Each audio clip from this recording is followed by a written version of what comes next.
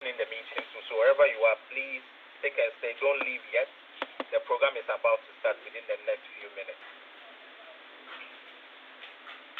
Okay. Hello, each and everyone. Sorry for the delay in the start of today's forum. Good morning to good afternoon to each and everyone. To the Ghana Commission for UNESCO. Today is a great day, and I welcome each and everyone today for joining us. Education transforms lives and is at the heart of UNESCO's mission to build peace and eradicate poverty and drive sustainable Recording development. in progress. It is a human right for all throughout life, and that is why we should remove every barrier to accessing it. As world leaders, the Global Education 2030 Agenda through Sustainable Development Goal 4, which is for education. National Commission for UNESCO. UNESCO provides global and regional leadership in education, strengthens education systems worldwide, and responds to global challenges through education.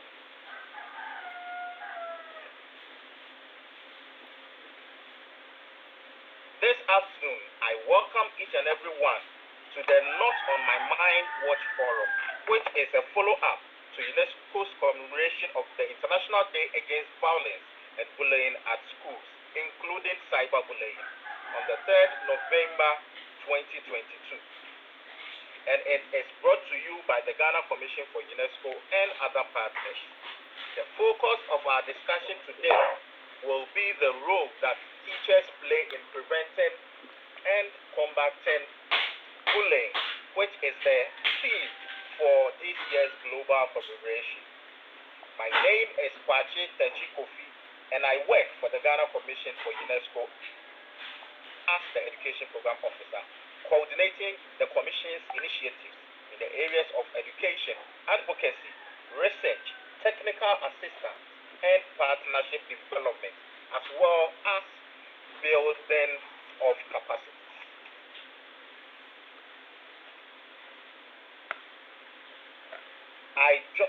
This afternoon, I am joined by the Secretary General for the Ghana Commission for UNESCO, reps from UNESCO, the Guidance and Counseling Directorate of GES, the Pre-Tertiary Directorate of the MOE, the National Cyber Security Authority, and Reverend Professor Kankam-Bwedu from the UCC, as well as our key partners, the teachers who have joined us today. During the Q&A and discussion session of today's forum, participants can type in their questions in the Q&A box. Please include your name, institution, and the panelists to whom your question is addressed. You can also post your comments and share your perspectives and experiences in the Q&A box. We will also be sharing resources and links after today's event. The forum will be recorded and emailed to participants so that you can share with others who couldn't attend this live show today. Someone may ask, what's the objective of today's forum?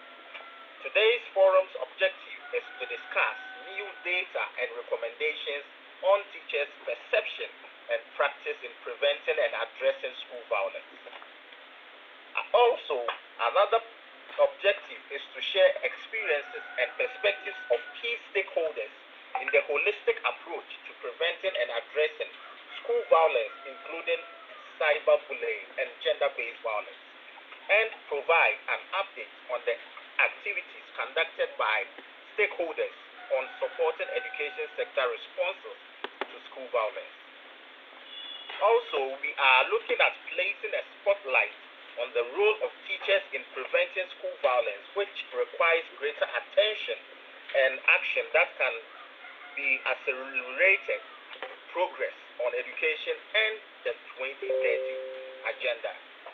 Also, we would identify evidence-based examples of successes and guidelines and steps, and equally mobilize new commitments from stakeholders in response to school violence. I now hand over to Ms. Sarah, who would moderate the next phase of the event.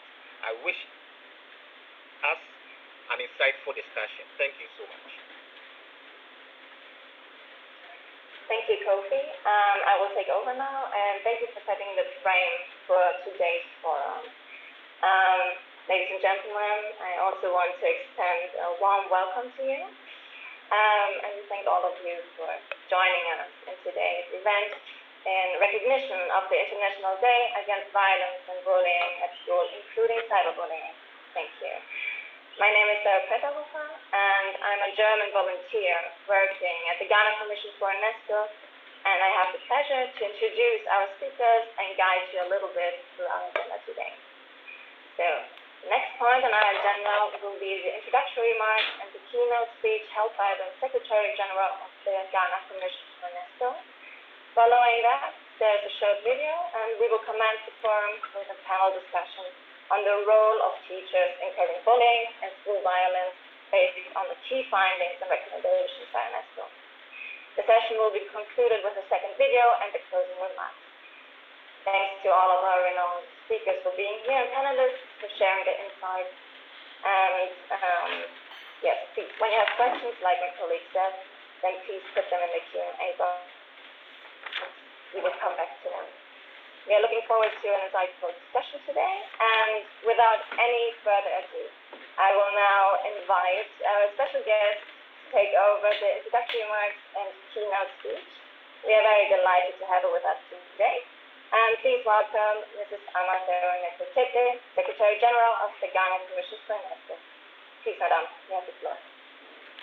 Thank you, Sarah. Good afternoon, colleagues and friends. I recognize the presence of colleagues from the UNESCO Accra office, from the Cybersecurity Office of the Ministry of Communications, teachers from far and near. It's a pleasure to have you here.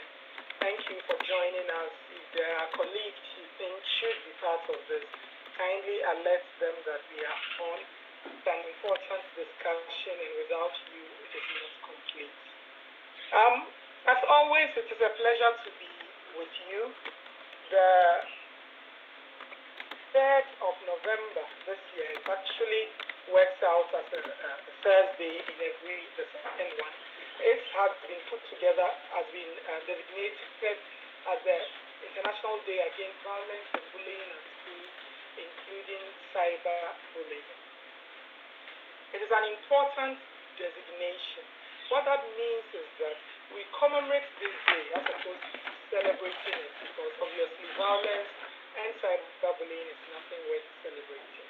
We decide to commemorate this day because we want to highlight this evil, this problem that we have within our society, bring it to the fore, and begin to look at how we can solve it. Often, especially in our Ghanaian context, we are dealing with so-called weightier matters, and we tend to think that, oh, a little bullying won't hurt, it's okay, or they are just teasing you, you have to develop a tough skin, etc., etc. But you would find that the issue of bullying has effects beyond a child's childhood and has far-reaching consequences about who they become as an adult. It is therefore not a trivial thing and something that we must not encourage. The greater percentage of bullying takes place in schools, and that is why, together with parents, teachers are foremost at identifying, preventing, and curbing bullying, all forms of it. And therefore, the people we need to speak to become aware of and to work on this are the teachers. And we are so glad that so many of you have chosen to join us today. I'd like to share with you the Director General of UNESCO's message that she put out on the occasion of the day, which was 3rd November 2022. I read, 3 years ago, when they unanimously decided to create this day, the member states of UNESCO wanted to draw everyone's attention to a global scourge, bullying in schools. A UNESCO study has just revealed the extent of the problem. In 144 countries, no less than 1 in 3 students said they had been victims of bullying at least once in the space of a month. This is all the more alarming because such bullying is no longer confined to schools. It is spreading and continuing online. This phenomenon jeopardizes not only learning, but also, and even more so, lives and futures. And that's why the fight against bullying needs to be taken up as a major international cause, as shown by the very fact of this International Day. This year, we are honoring the central role played by teachers in this struggle. Because teachers are on the front lines in the fight against bullying. Because teachers are on the front lines in the fight against bullying. Above all, because they bear its consequences directly. 3 out of 5 teachers surveyed by UNESCO said that violence in the classroom affected their daily work. Yet, because of their special position as educators and mediators, teachers are also first and foremost a key to solutions. Too few of them, however, are trained in dealing with these issues. What is more, in many countries, they cannot rely on suitable legal frameworks and laws which recognize the unique nature and urgency of the fight against bullying. This is why UNESCO provides its technical expertise to all member states wishing to adopt their legal frameworks and thus support the work of teachers. Beyond this, UNESCO continues to rally to this common cause on a daily basis. It does this in a variety of ways, by training teachers, by conducting global awareness-raising campaigns, by collecting baseline data, and by coordinating and strengthening international cooperation. So on this day, UNESCO is eager to remind all victims of bullying that they are not alone. The entire international community supports them and is standing by their side. It is time to put an end to this global scourge once and for all. It is time to do this together. Thank you. Now, to conclude my introductory remarks, Sarah, I'd like to wish us all a good discussion. I am glad that Professor Kankambwedu has joined us together with Mrs. Ifu Asante, Selasi Jamachi from the Ministry of Education, and all the other experts. I am glad you are here, teachers, to contribute to this important conversation, one that we think and hope will carry on until we get to the bottom of this stage, as UNESCO Director General has just put it. I wish us all a successful meeting. Thank you very much. Thank you also very much, Secretary General. And now I will hand over to Mr. Urban from UNESCO Accra Office. He's the National Project Officer in the Education Unit, and he will hold the keynote speech for today. So, Mr. Urban. All right, thank you very much, Sarah. And good afternoon, everyone. Let me stand on existing protocols to share with you this keynote message from UNESCO. So basically, UNESCO, we are quite excited that the National Commission of UNESCO Ghana has taken this initiative to have this forum to heighten the importance of coming together as stakeholders within the education system to address bullying and violence, including cyberbullying in schools, looking at the central role of the teacher.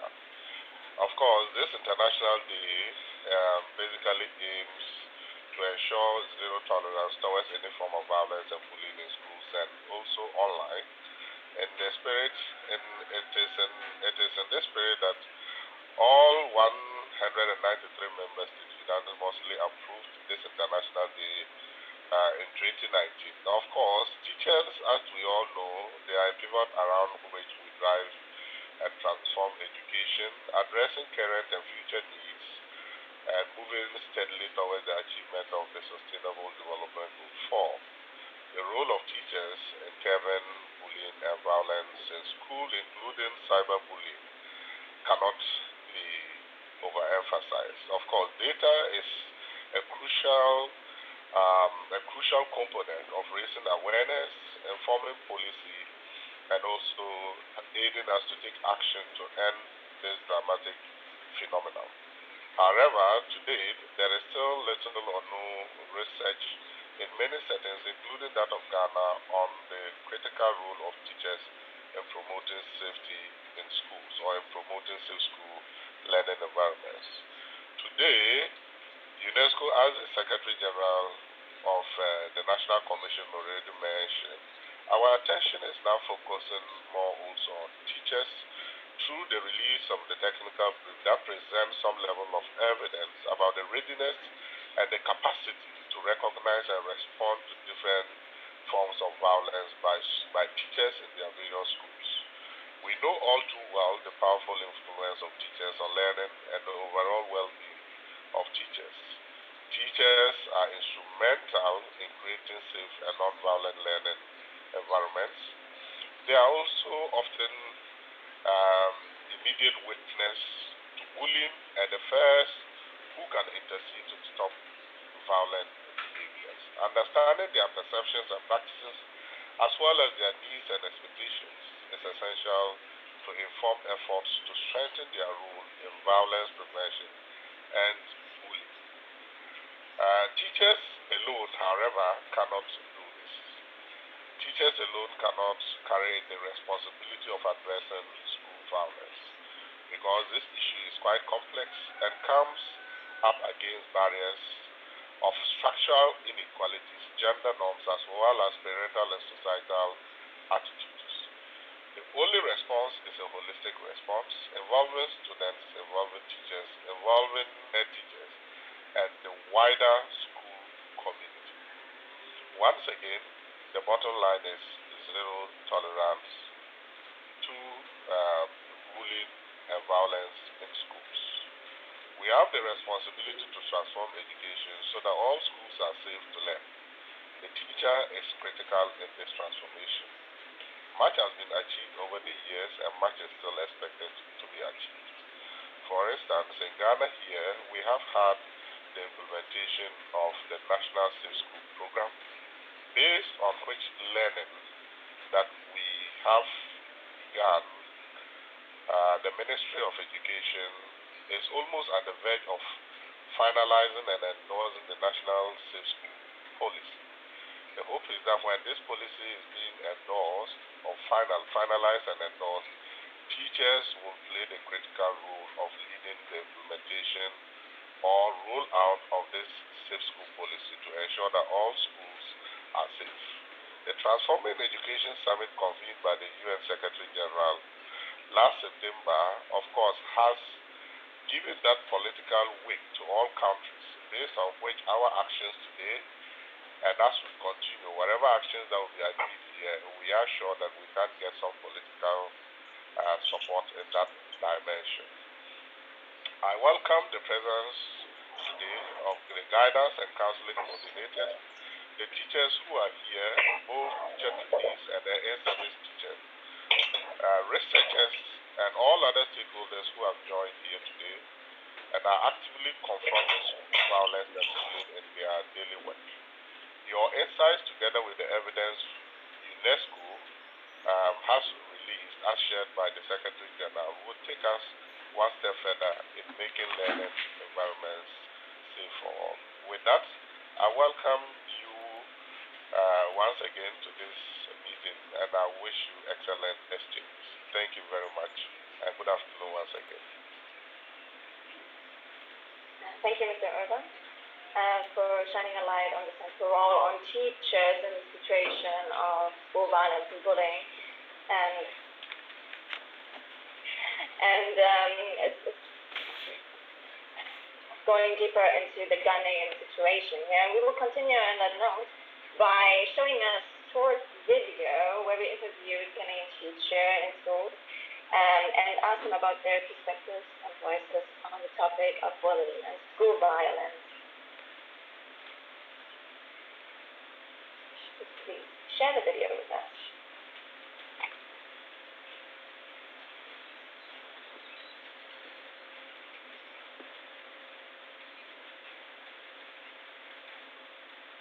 Sorry,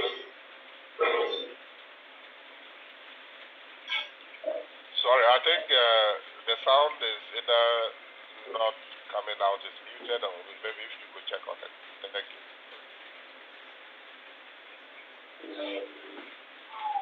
Welcome.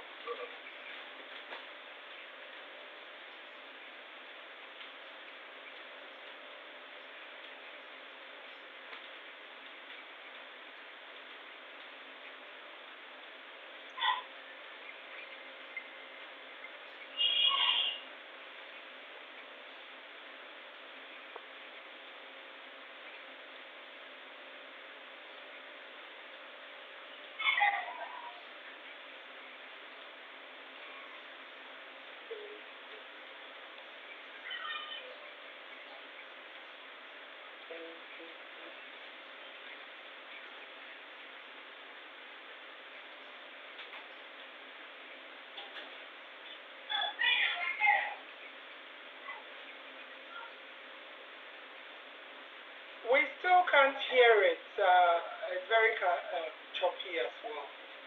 The video is not playing well. Over here.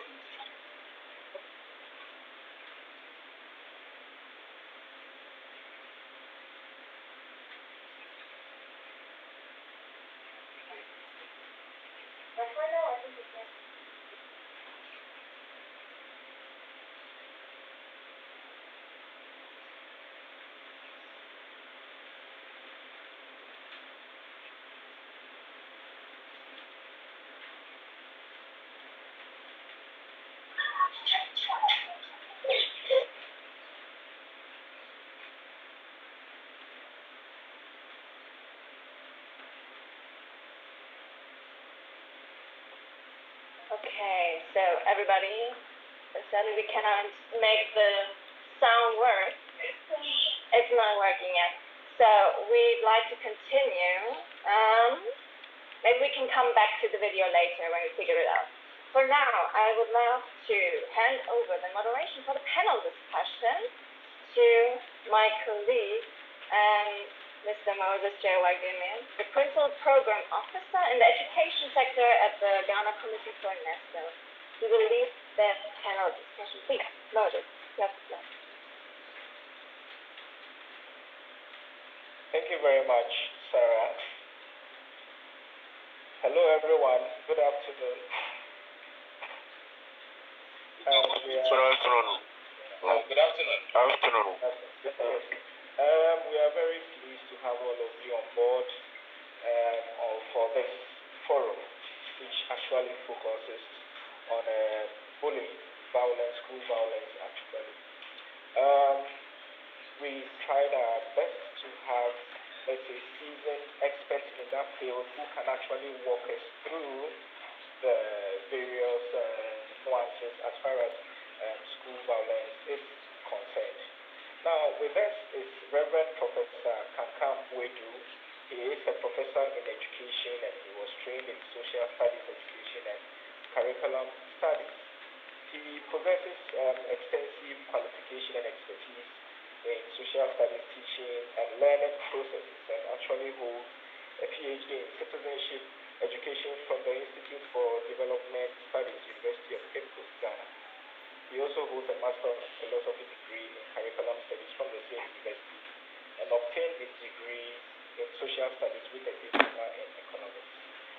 Currently, he is an education lecturer at the University of Cape Coast since 2002, teaching and supervising many individuals at the undergraduate and graduate levels and has served as the head of department from 2010 to 2015. He is now the Vice Dean of the School of Graduate Studies. He has actually authored and co-authored over 37 works and still counting, including 24 published articles in both international and local journals and books of reading. He has attended so many conferences and workshops as well. So we are very pleased to have such a person with us today. We also have with us Ms. Ifia Dako Asante, who works as a cybersecurity specialist at the Cybersecurity Authority. She's currently the manager in charge of child online protection. IFIA is tasked with supporting and coordinating the implementation of the National Child Online Protection Framework in partnership with other private and public stakeholders, as well as identifying training and awareness needs for various stakeholders involved in child online protection through a training needs assessment. Ms. Ifiada Asante, you are very much welcome. We also have with us Mr. Bernard Selassie Jomeku. He is the Principal Program Officer in charge of school health and safety at the Ministry of Education. He has specialized in public health and has much interest in health education and health promotion. He has also worked as a project coordinator for over 10 years in the private sector. At the ministry, he is responsible for the development and enforcement of health policies, plans, and standards for schools, and he provides technical assistance and support to the school health programs. He also serves as the liaison on health and prevention activities between the ministry and other stakeholders. His passion is to educate and promote the total well-being of all learners in Ghana. And then finally, last speaker is Mr. Roland Techi, who has worked with the Ghana Education Service for about 22 years now as a guidance and counseling specialist. And he brings on board many years of experience, and we are very happy to have all of them here with us today. So, this is how we are going to have the discussion session. So I don't know, maybe I can give just 30 seconds each to the panel members just to say something. Maybe I didn't say something so that they will get to know who you are. So let me start from Reverend Professor Wedu Kakamwedu. You have the floor. All right. Once again, good afternoon. And let me rest on the already established protocol. Thank you for the opportunity. Right. I think schooling is an aspect that cannot be emphasized insofar as teaching, learning, and the school environment is concerned. The issue has become a social canker. And I think once we are looking at the role of teachers, it is in the right direction and perspective. The reason being that teachers, so to speak, largely are the attacking troops who know the classroom dynamics. So their involvement in this issue, for me, is very critical. So tackling the issue from teachers' point of view will go a long way to, as it were, minimize or eradicate this social cancer.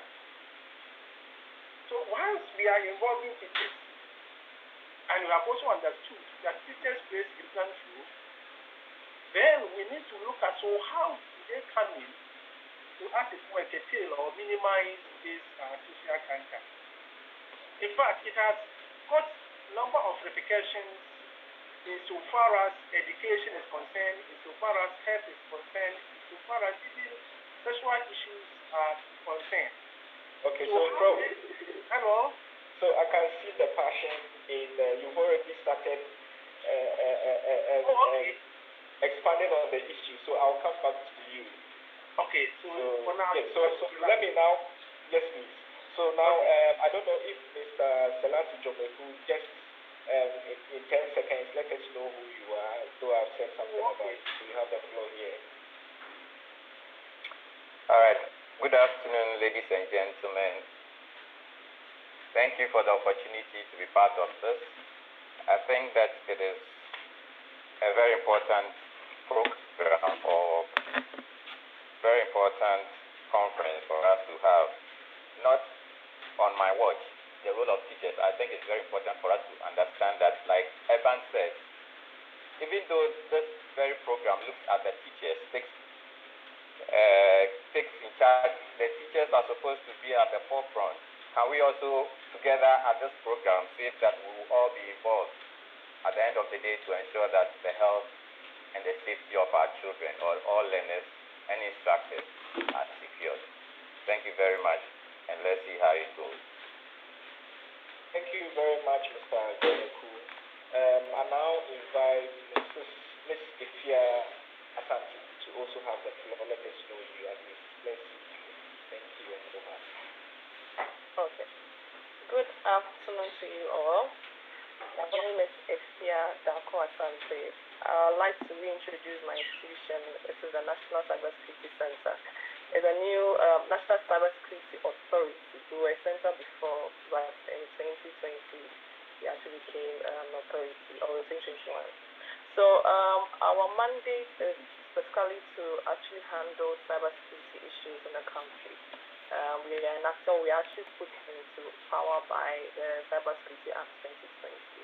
This is what I think I missed in the introduction. So I am still in charge of child online protection. We've been working with the Ministry of Education and the Ministry of Gender, Children and Social Protection. I wish we have a fruitful discussion going forward. Thank you. Thank you very much, Ms. Asante. And then finally, we have Mr. Roland Tichi. Please, if he's here, Mr. Roland Tichi, you have the floor. Thank you very much, my brother, and good afternoon to you all. Professor Kankambwedu, good afternoon. Good afternoon. Yes, so this is your brother Roland Tichi. Oh. Yeah. So, Roland Tichi is a teacher by profession and also a psychologist by training from the University of Cape Coast.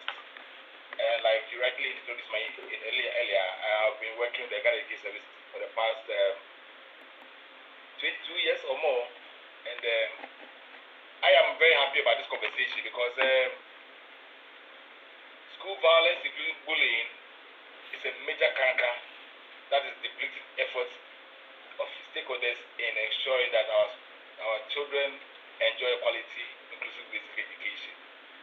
And so any attempt to open this up for discussion to increase the talkability and an awareness to prevent this is welcome. And so for us at the Guidance and Counsel Unit, the unit coordinating safe protection of children in schools, we are very glad to have this opportunity. Thank you very much. Thank you very much, Mr. Fichi. So maybe for those of you who are not aware, participants, on 3rd November, UNESCO actually celebrated the International Day Against Violence, Bullying, including cyberbullying. And on that day, UNESCO launched, they conducted a research that included about 47 countries. Teachers basically sent their responses. They asked them some key questions, and we were very honored to actually have all of our panel members, the speakers, they joined, and we actually looked at the key findings and then the recommendations from the findings. So basically, our conversation is going to revolve around those findings. That is the first part. And then again, we've also received some questions from some of you, the teachers that have joined. While we continue with the discussion, I would also entreat you to also send questions in the chat box. And also be reminded that at the end of the program, we are going to give the participants certificates for participating in this forum as well. So we'll be looking out for your questions. So to set the ball rolling, our speakers, I would ask the question and I will give you the time frame within which to respond. I would encourage you to kindly stay within that time limit so that we can have a lot of responses from all of you. And sometimes the questions should also go specifically to some individuals, the four of you, because you all come on board with different experiences and expertise. So this question goes to the four of you. I would like to know, as you are aware, violence at school has recently become widespread in the Ghanaian educational institutions. And some stakeholders believe the Ghanaian educator is not addressing this issue sufficiently. Now, in your opinion, what do you think are the main challenges and how do the teachers fix them? So let me start from Ms. Ifiada Asante as we say we want to give the floor to our opinion first. Thank you, and over. You have 2 minutes to tell us. Okay, good afternoon once again. Thank you for the question.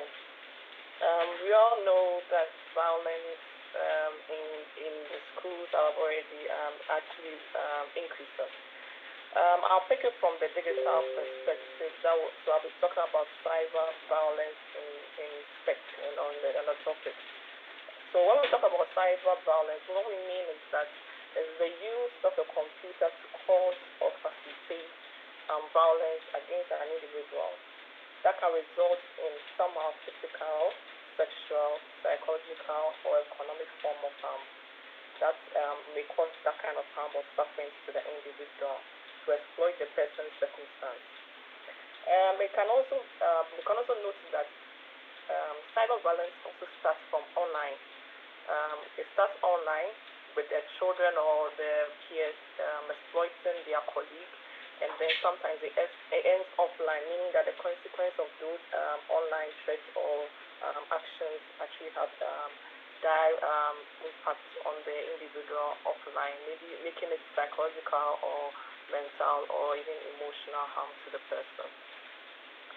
The challenges that I foresee, since I don't work with the teachers, but during our interactions that we had, is that the challenge we have is that children are not really restricted online in terms of them having all the access they can on, or they can actually access everything online. What I would say is that children are supposed to be given a certain purview of online resources to use. We know that children are going online for educational purpose, and then somehow for even games that will give them some kind of educational purpose, that will give them education in the long run. So in another sense, you're supposed to restrict children online activity for the purpose in which they are accessing the resources. The other thing that we also want to look at is digital literacy of the teachers. We want to say that digital literacy or the level of digital literacy for the teachers should be at the same optimum or the same level as the students, so that they can adequately help the students in whatever in the resources or in accessing the online resources they are supposed to have. Okay. The third one that I have listed is also for them to teachers to also know the platforms to report incidents of violence nature. We also advise that they should report incident violence or violence incidents related to law enforcement. But we also have a center or a computer emergency response team in our division or in our department called the Computer Emergency Response. Yes, so Ms. Asante, I think on that particular reporting mechanism, there's a particular question on that. There's a question on that, but this also... Exactly. Yes, this also addressed the same question, because if they don't know where to report to, that is where the challenge. What am I supposed to do in case I chance on an incident, or I chance on the child actually seeing something or having that kind of scenario? That is why this same question, or this same answer to this challenge I'm talking about. So I'm not going to give the details of the reporting platform, but for teachers to also know that they are supposed to report incidents of that sort. All right. Thank you very much.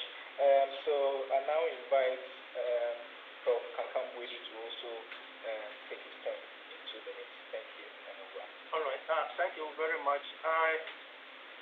Your question stresses that it looks as if we're not doing anything about it. That is why bullying keeps on coming.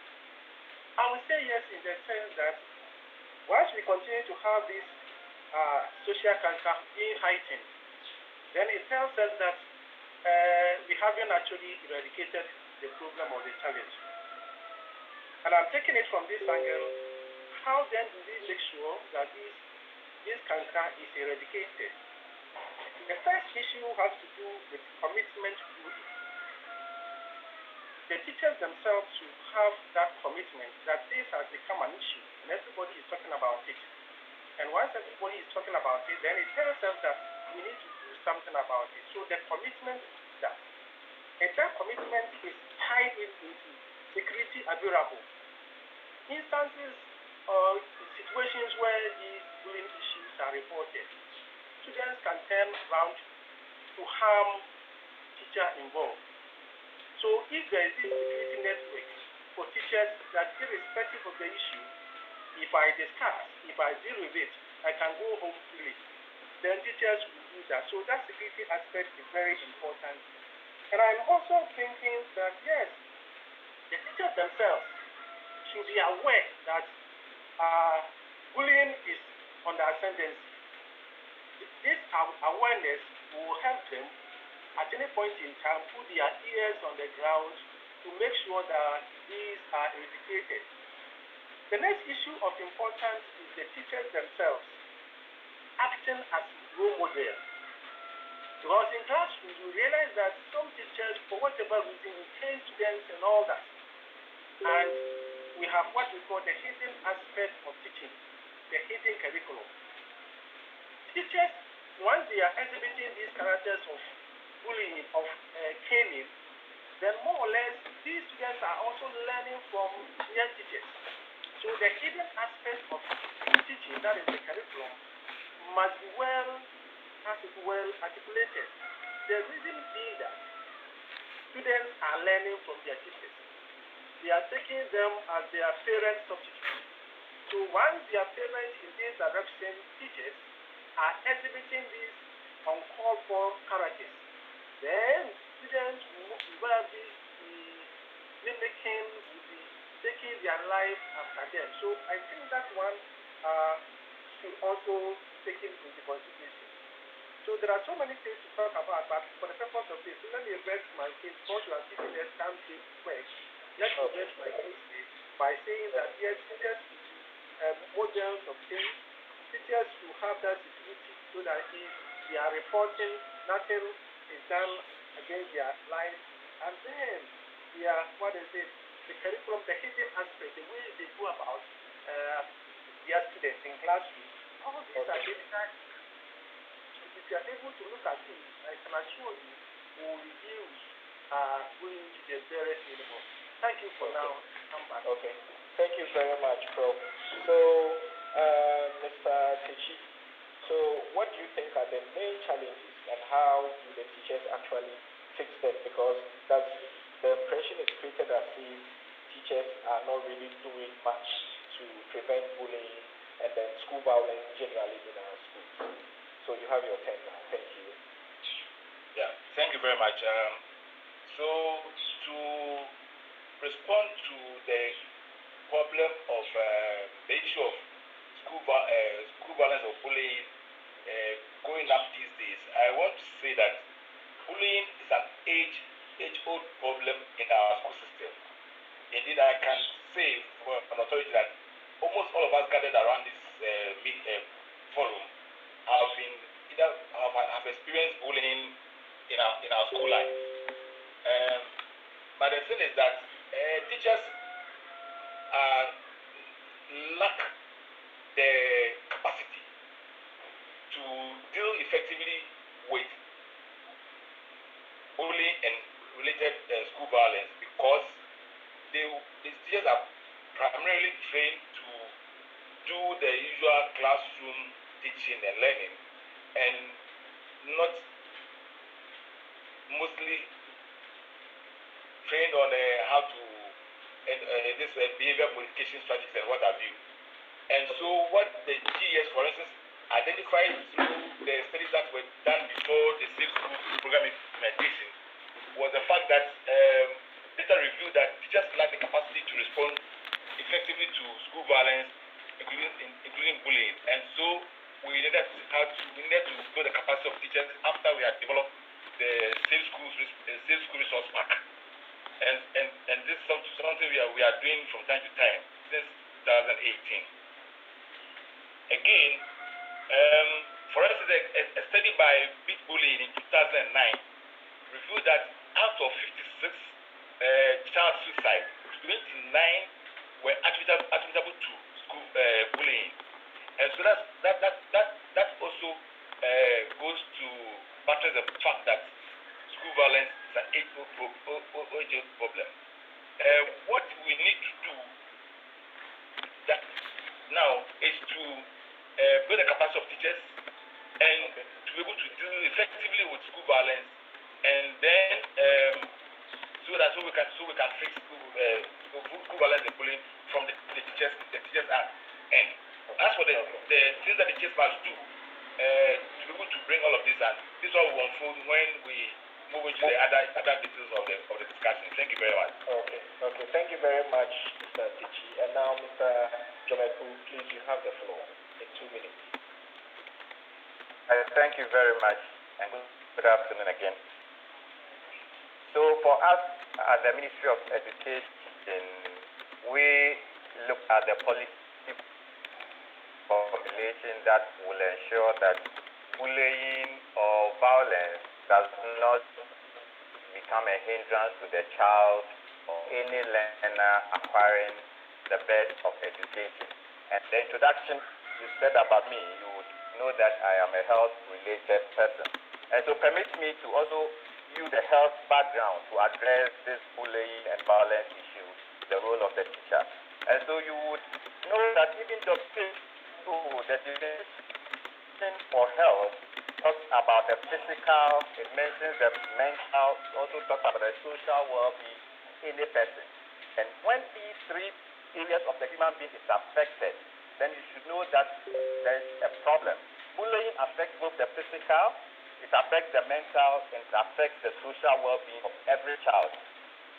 And so you will realize that bullying becomes a total health-related issue.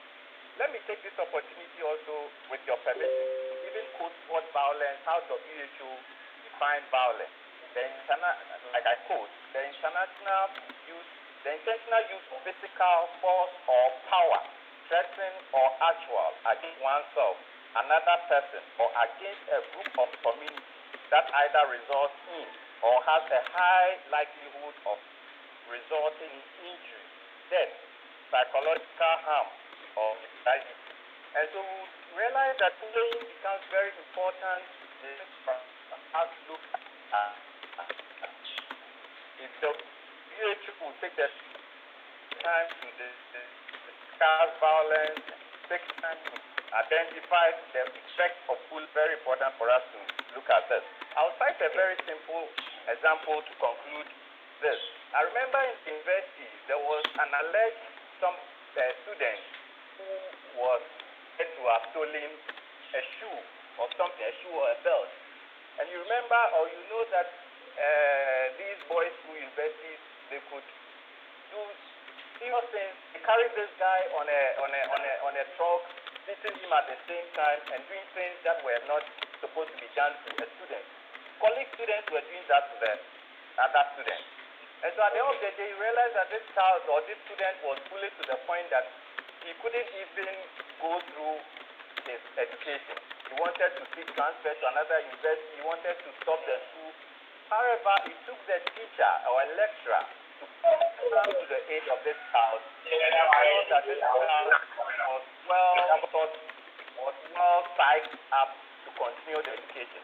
And so I realized that there is that very important role that teachers play when it comes to bullying or violence. Okay, thank you very much. Is my time up already? Yes, it is up already. Okay, then let me end. All right. I'm sure I'll have another opportunity to complete. Exactly. So thank you very much, Mr. Jomeku. And I want to remind the teachers that join that kindly mute and then you turn your videos off when you join. And we are also taking note of the questions that are coming in the chat box, and then in due course we would ask our panel members these questions. Thank you very much. So to continue, I would like to pose this question to Ms. Ifia Asante. According to the research that UNESCO released on the 3rd, it's actually clear that physical and sexual violence are the different types of violence that teachers are most likely to recognize. So, in your line of work at the Cybersecurity Authority, is this consistent with you in terms of the reports that keeps on coming? What can educators actually do to recognize these psychological abuses in the classrooms? Thank you very much. And over.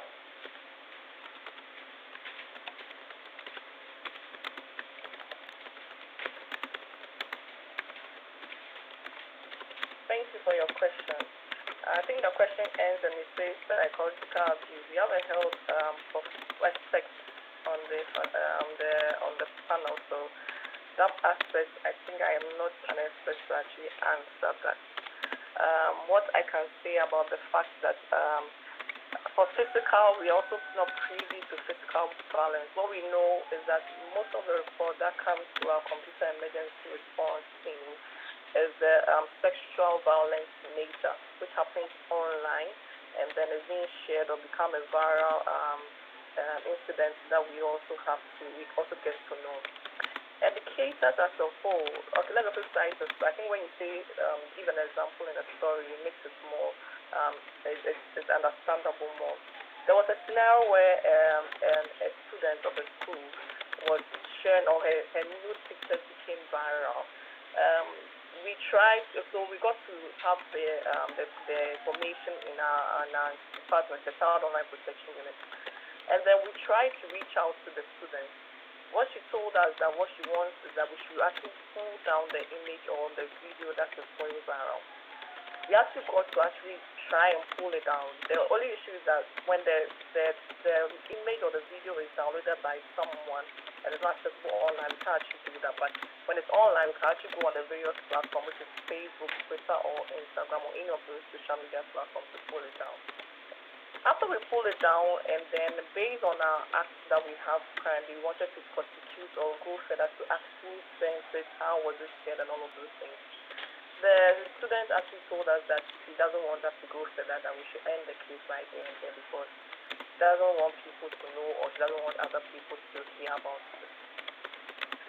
This is where sometimes, I'm not saying that it's not from the kid, but it's sometimes based on these kind of interactions.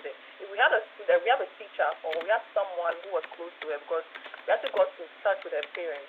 And if we had a teacher who was there and understood the implications of her on a daily basis, people coming to school and all of those things, could have actually helped us or given us on-site information as to what the child is going through at the time and that kind of thing. But when at at particular location, we couldn't tell because the parents were also saying that we should hold off or we shouldn't go further. Okay. But these are some of the roles we want educators to take in interacting with the students. When these images become viral, some of the kids go through a lot in terms of their campus life. So if educators or teachers are able to interface with the students on a periodic basis of how they are doing in terms of these kind of violent activities, I think it will help with alleviating or actually somehow it might prevent or even give the students some education in what they are supposed to do or what they are not supposed to do or share online. So I think in a nutshell, this is what I can say to help the discussion. Okay, thank you very much. So, Mr. Roland Tichi, based on what Ms. Ifia Santi has just said, and if you remember from the research on 3rd November, teachers are able to quickly identify the physical and then the sexual violence. However, when it comes to the psychological abuse, they are unable to really identify them. In your opinion, what should the teachers actually do? What can they do to recognize psychological abuses in the classroom? It can be from their peers, it can be from a teacher, it can be from somebody from the community. So what advice do you have for them? Thank you. Well, thank you. Psychological abuse, emotional abuse on the part of students can easily be recognized by teachers who are very observant. And so, as part of the capacity building that the guidance and council unit is giving to officers and teachers within the GES, we have included the techniques to the identification of such instances in our school system. If you know your child very well, the child that you teach very well, any sharp change in his or her mood or demeanor will be recognized by the teacher, who would now call the child to yourself and then begin to have a conversation. Again, we also believe that we will have very frank, open, and non-threatening reporting mechanisms within our school systems that will allow children to freely go to their teachers and report any forms of abuses that they experience. It could happen in the house and then also on their way to school. And as you know, school violence includes what happens to the children on their way to or from school. And so, if we have these kind of mechanisms in place, then the children will find it very, very easy to approach any teacher or trusted adult and report such incidents to them, and then they can have the needed response. Thank you very much.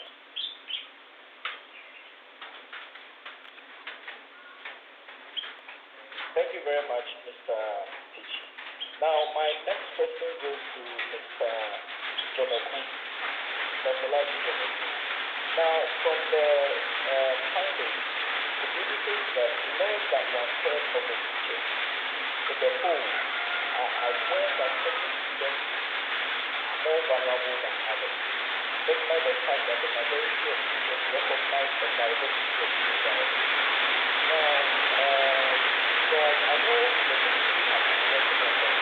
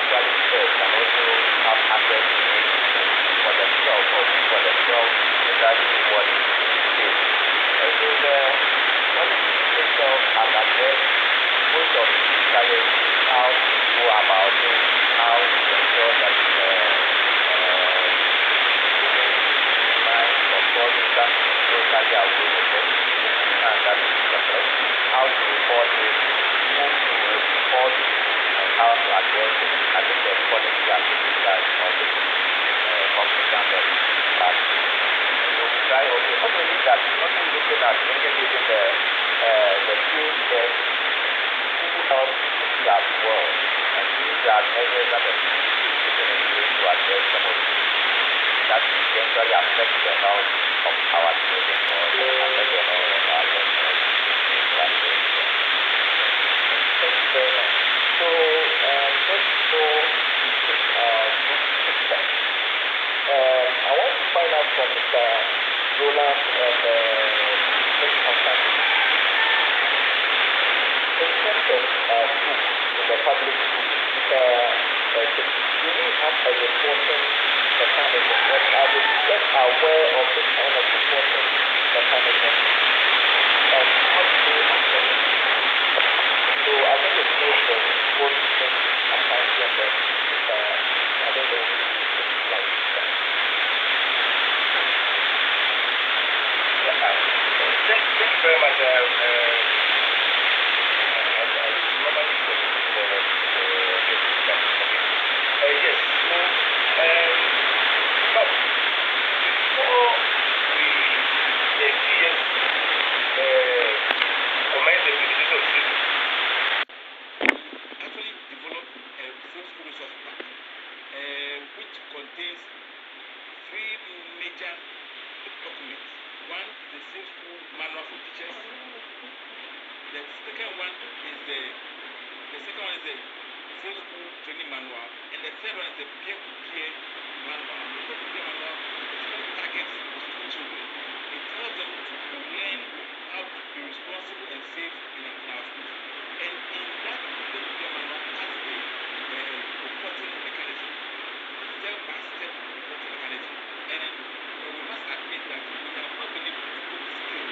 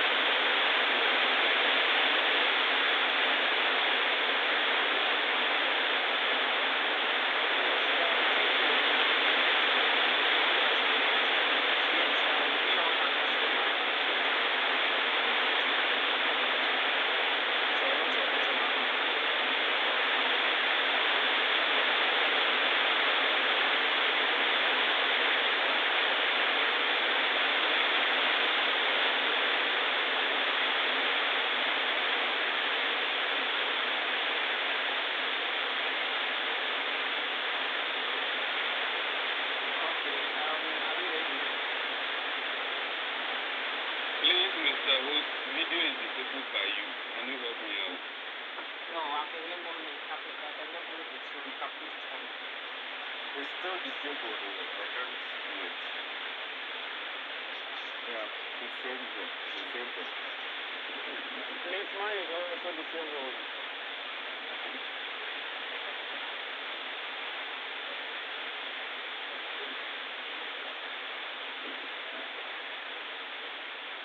So, Joe, have you enabled it now? Yes. Okay. So can you try it again?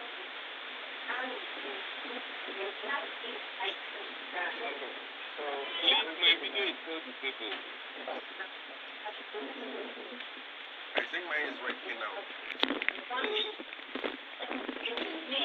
Please, mine is still disabled.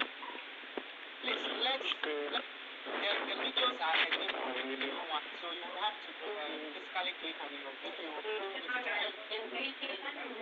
And let's all mute our mics, please. Please, mine is still disabled. Mine is also disabled. My video is. have you tried enabling it? Yes, stop. Okay.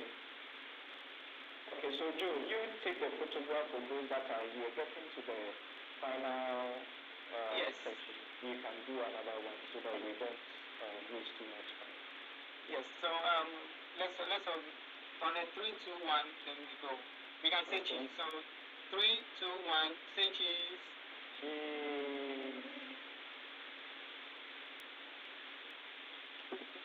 Okay, yeah, good. So Joe, are we done now? Yes. Mine is still disabled. Okay. Okay. So please, have you captured everyone? Yes, please. All right. Thank you very much. Is our video ready now? Yes, the video is ready. Okay. So kindly play it upon the Hey, have I been captured? program. Yes, please. You have been captured. As long as your video is enabled, you have been captured. Mine is disabled. Yes. Okay. Thank you. Okay. So Joe, kindly proceed with the video.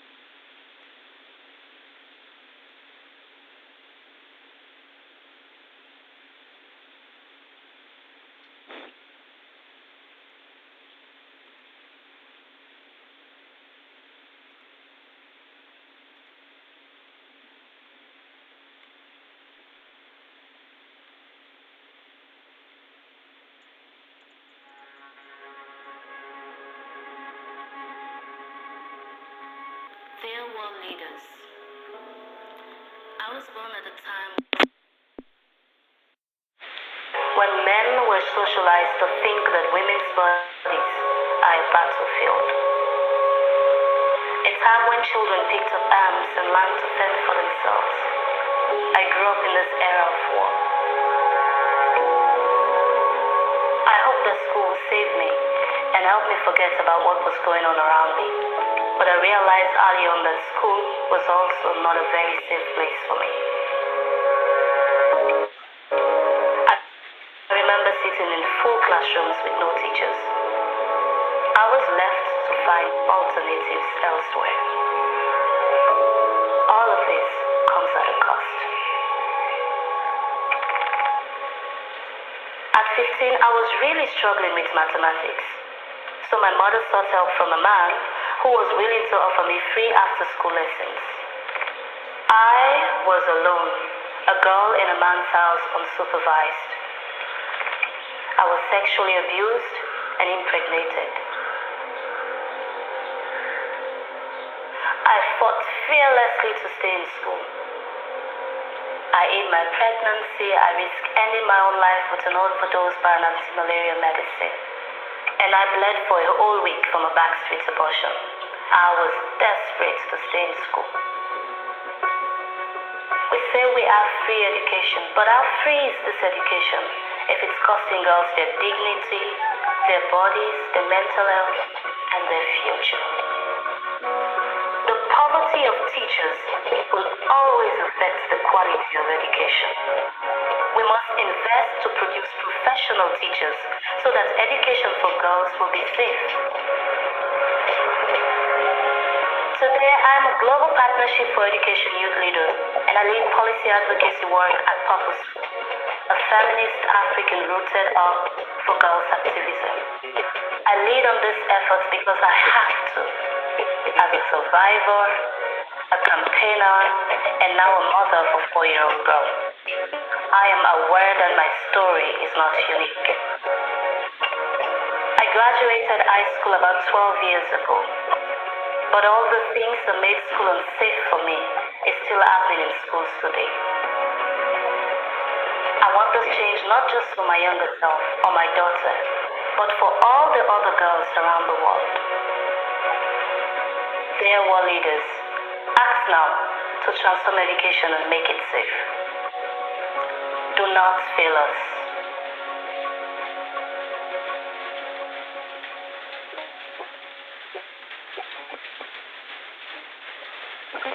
Thank you very much. Hi. Thank you very much, Joseph, for this video. I can see that people are just thinking about what they heard from it. And listen to it shows that don't feel it. As teachers, we are not fooling the message students. We have to do everything in our power to ensure that the truth is free for everyone. Please, when you join, kindly use Mr. Godwin, kindly use, we are getting feedback from you.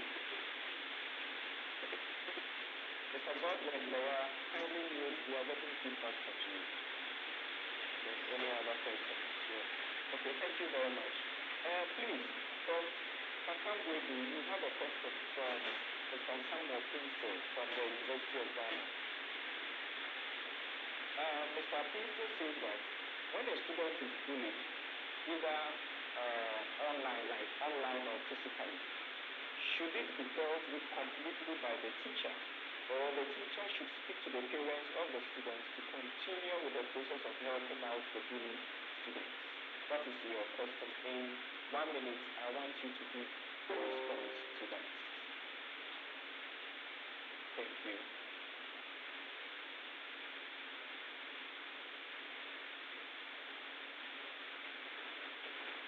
Prof, you are muted. You are speaking, but you are muted. Okay. Yes. Right. Good. Thank you very much. Now, what I'm saying here is that, yes, once this report gets to the teacher, he has to handle it. But to some extent, we learn that this problem is even coming from the family side.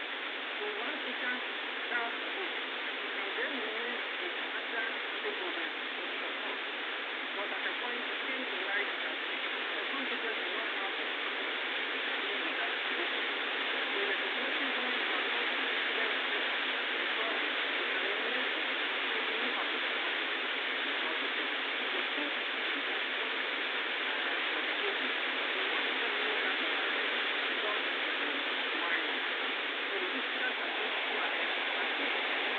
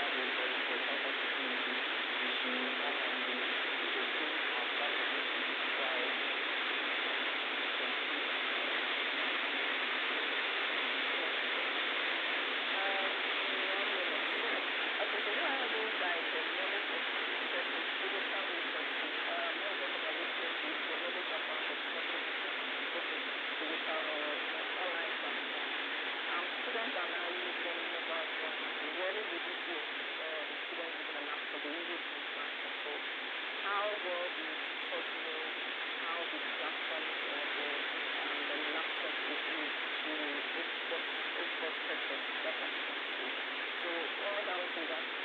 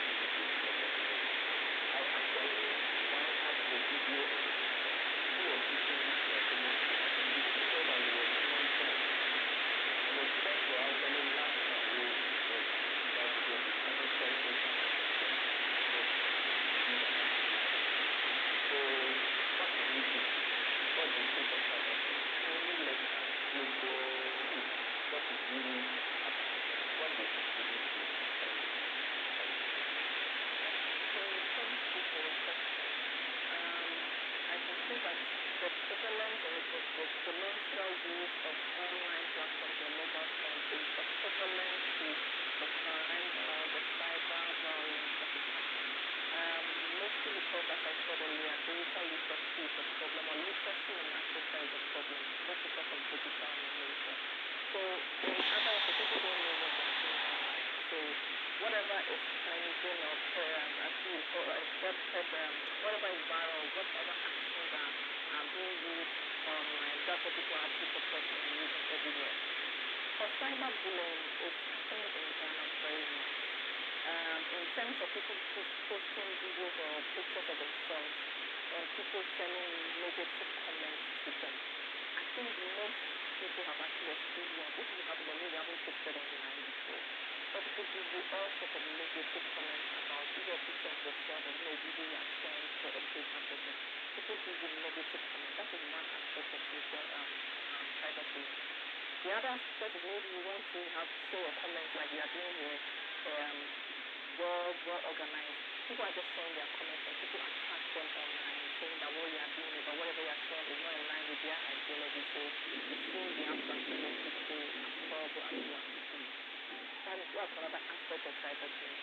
Some other aspect of cyberbullying we actually experiencing is also people having unsolicited messages sent to them. You can call someone or someone can actually contact you online and say, oh, I'm looking for a yeah. So that's not when they start giving you some kind of negative information or negative insult, just insulting because maybe you're not a fear or you're a fear, and then that's whole ball of insult. So cyberbullying is actually prevalent. These are scenarios for adults, but it can actually relate to children because children have the same access to the social media devices as adults. So that is the trend we are seeing going forward. Thank you very much. So we know the trend now, and then once we are done, we will put all the resources together and send them as emails to our participants, and then they will get to know what to do.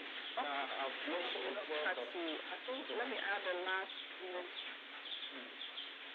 But let me add, I think there's a question about the law. I think they're ending and we have moved. If I don't mention this, it doesn't it doesn't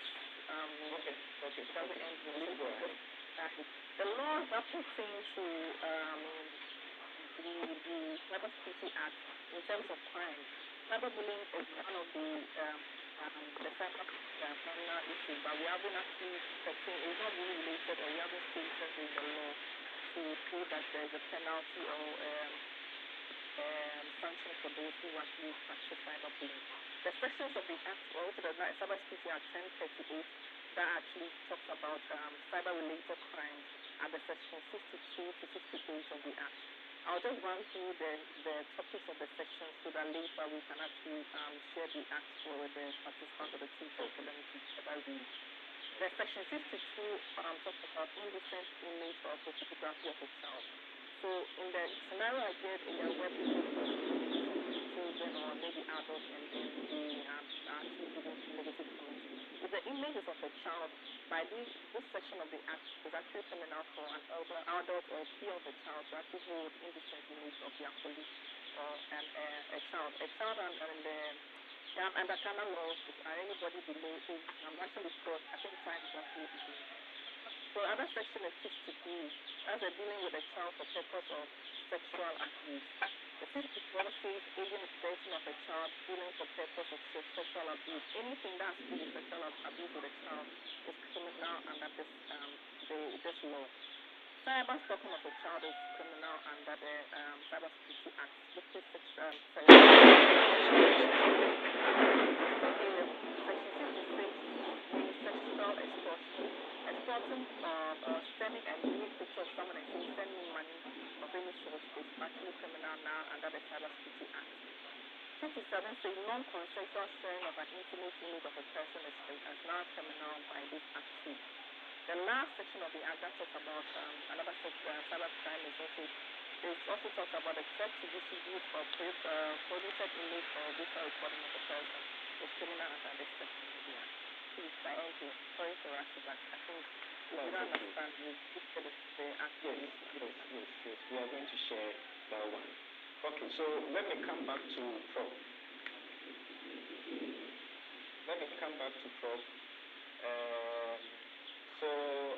Somebody is saying it's like UNESCO is only interested in students.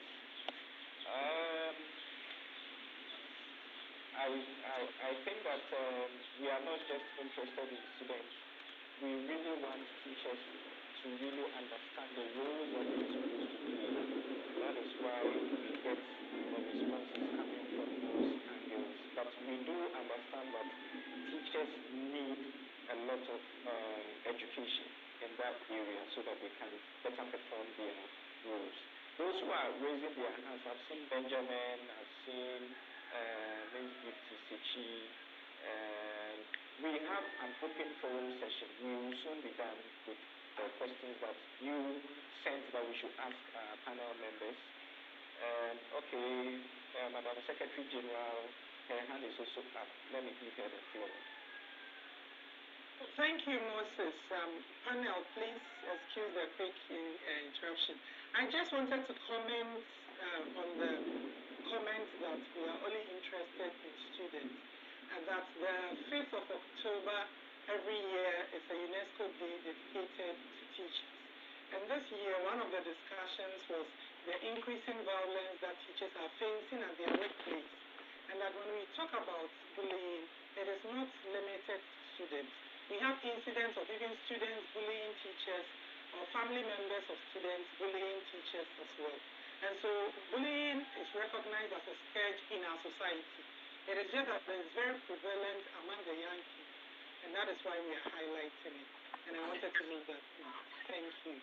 Okay, thank you very much, Vanessa. So the others, you have your turn. When we are done, we just have to questions now and then you all have the floor. So, Prof. Kankambuedu, I know that you have expertise in citizenship education, and you recently participated in an international GCED, that's a GCED conference.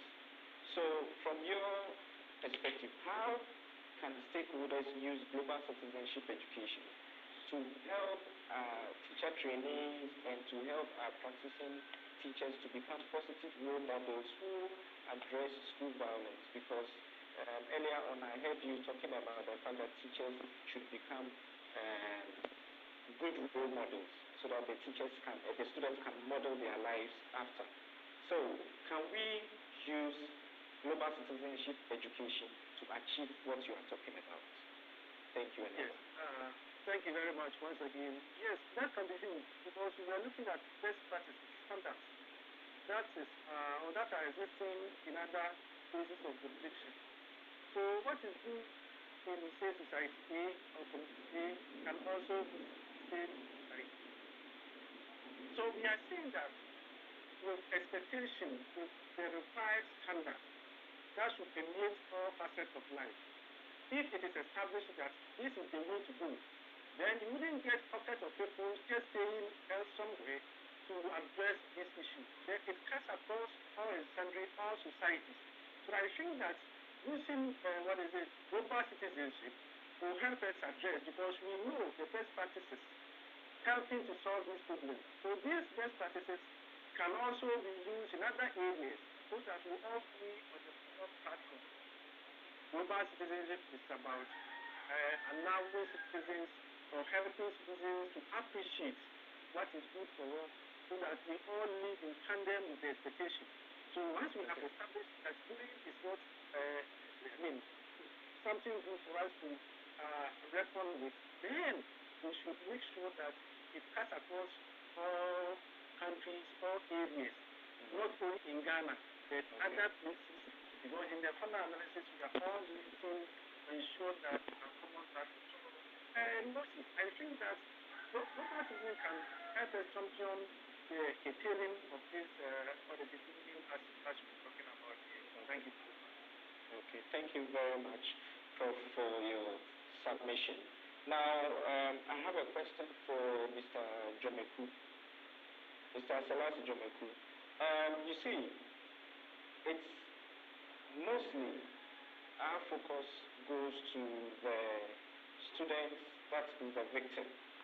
Now, a teacher is trying to find out that how do we make sure that while upholding discipline, that is protecting the student that is the victim of the school violence, how do we also prevent the violation of the offender's rights? I don't know whether you get my question. We have some people who are victims, and then the offenders, how do we equally protect their rights as well? Thank you. Yeah. Let me attempt to answer it this way by saying that sometimes let's also make use of our professionals. If the case has to be reported to a psychological person or a psychologist, let the school ensure that they do that. Because if you try to solve the issues within the school and you know that it's beyond you, sometimes they end up offending these offenders. If it is a criminal case, the school should not try to handle criminal issues. Let's report it to the main appropriate quarters. If it is the police, let's ensure that we report the cases to the police so that they would deal with it. However, let's also be reminded that nobody is guilty until proven guilty. And so let us not start casting the stones to the offenders if we think that they have occasioned this bullying. Remember, let's all try to also stop stigmatizing. If we all come together to stop stigmatizing such offenders, I'm sure that voluntarily people will come out and receive help. And by that, we will also ensure that we are not offending the offender's rights.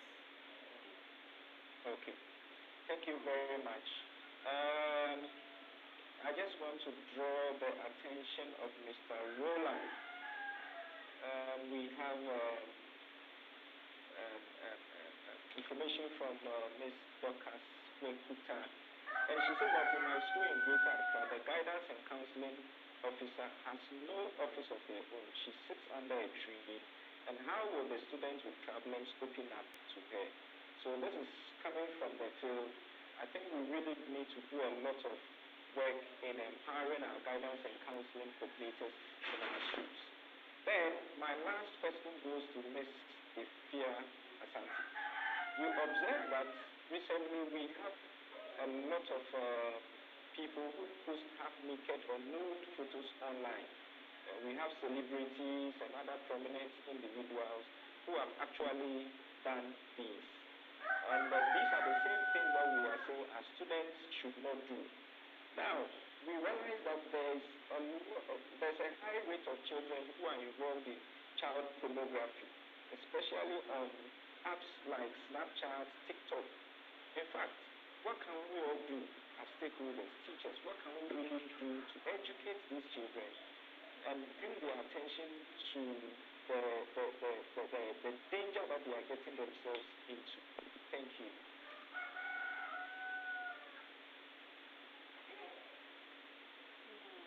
Okay, thank you very much. I think we are all stakeholders in this effort to curtail nudity of adults on the platforms. I think recently we had a meeting with Twitter and Facebook. They said they are against, or there's a no tolerance for things pertaining to children that actually negatively affect children. In that regard, I would say we can actually come up with platforms, or let's say there is a platform that actually restricts, totally restricted to, or totally restricted for children use. It's also re-emphasizing my statement on internet restriction for children. So if parents or teachers can actually have a way to restrict children viewership online, not just with time frame, but with actually what are they looking at. I think that will also help in we actually reducing or making sure our children are looking at what they're supposed to be looking at online. We all need to be educated in that direction, because we all are privy to the fact that we just hand our devices to children when they are worrying us, or they are actually disturbed, and or some users will go and set the line or go and set some information. identify to give them particular areas they can go for resources. I think that also help in that area. Okay. Okay. Thank you very much. Nice comments. Okay, so I think that it's all in regards to the digital literacy effort we want to. Okay, so yes, so we would be very glad to have all these resources sent to our dear teachers here so that they can read them and become very familiar with it. So I will now open the floor to the teachers. Please, if you have a question, kindly raise your hand. You raise your hand, and then I will call you and give you the floor. If you have a submission, so now we've reached the open forum where you can make your own submission or ask the panel members specific questions. Please, if the question that comes is not within the topic that we are discussing, I'm afraid we wouldn't allow the speaker to actually respond to it. I'm sorry. So let us keep within the limits, and then we can get to very few questions from the teachers. So I think Mr. Benjamin, your hand has been up for a while now. So kindly unmute, and then if it's a question or if it's a submission, kindly keep it very, very brief, and then we'll move on. So Mr. Benjamin and Leandy, you have the floor, please. All right, thank you very much for this opportunity. I'm speaking from the Upper West region. Of late, we've been seeing teachers playing to entertain kids or to welcome them when they are coming to school. And this case, they don't know their left from right. I want to find out, in case a child was treated this way or recorded by a teacher welcoming him or her to school, and the child grows up to see that due to his or her dressing in that picture during that time, he or she is not happy, and the child wants to take action, how is this going to defend the teacher? Thank you very much. Okay, thank you very much. I'm really wondering which of my panel members would be ready to take up this question. Miss Ifia, I don't know, it has to do with online stuff. If a teacher would I think we can you repeat the question, because it doesn't mean that the kids are properly dressed, or that's what I want to understand. What's the scenario? Mr. Leandri, kindly give us clarification, and then the speaker that you want to respond to your question, if you can, you just mention the person's name. Actually, I will be happy if any of them will be glad to answer. Okay, so the person again. I'm using myself as an example. Hello. Can I come in to help with the answering? Okay, that'll be fine. Yes, I'm gifting Sechibreme, Institute of Guidance and Counseling. Mr. Techi is a colleague. I want to thank you for the advocacy and the education that you are in the unit. At least this program will go a long way to help and make the work that we are doing easier in terms of education. Yeah, my appeal is that in as much as the school, the cyberbullying thing in the school is going on, and then most of the students are victims, teachers are equally victims, and we would want to also advocate, tell parents to also be mindful in how they nurture and train their children at home. Because most often the behavior that they bring to school in terms of school-based violence start from home. Abuse has become a vicious cycle in our society. So we would wish that parents who are anybody over here as a stakeholder who is a parent should be mindful that at home, the informal training, we attach all the seriousness to it, be intentional that we are nurturing the children to be future leaders and to be people who will be independent and would serve as examples in the society as well. On this issue that whoever asks about children being welcomed in that way, I've also watched videos of such acts, and I think that it depends on the environment and the culture prevailing over there. In certain environments, you can never hug somebody's child. You can never welcome with that embracing. You can never. But in certain environments, you are allowed. So the teacher needs to be mindful. And in this era of sexual harassment, other what have you, teachers need to be mindful of the environment in which they are working and know what the environment approves. You must know their norms, their cultural values, and what have you, to be able to relate to the children. If not, please be disciplined and go strictly by the rules and regulations so that at the end of the day, you are not found wanting. That is the little that I can say. And in all, I must say that thank you all very much for the education that you've given to all of us. And we also learn our part from there. Going forward as a unit, guidance and counseling unit, we'll do our best to educate our teachers and to also the interactions that we would have with the parents. We would also make sure that we also give them the needed education when it comes to cyber bullying and school-based violence. Thank you very much. Thank you very much, Reverend Mrs. Gifty. I now give the floor to Mr. Yusuf. Mr. Yusuf, you have the floor, please. Yeah, When you kindly indicate whether it's a question you have or maybe whether it's a contribution, and let us make it brief. We're already we've gone beyond our time. We know that we didn't start earlier. Some of you want to go for lunch. Thank you, and good afternoon to each one. Mine is form of contribution comment. I hope you are hearing me. Yes, we are. The first issue I'm picking up about issue of capacity, which one of our panelists did. Capacity issue very serious. It's of various forms.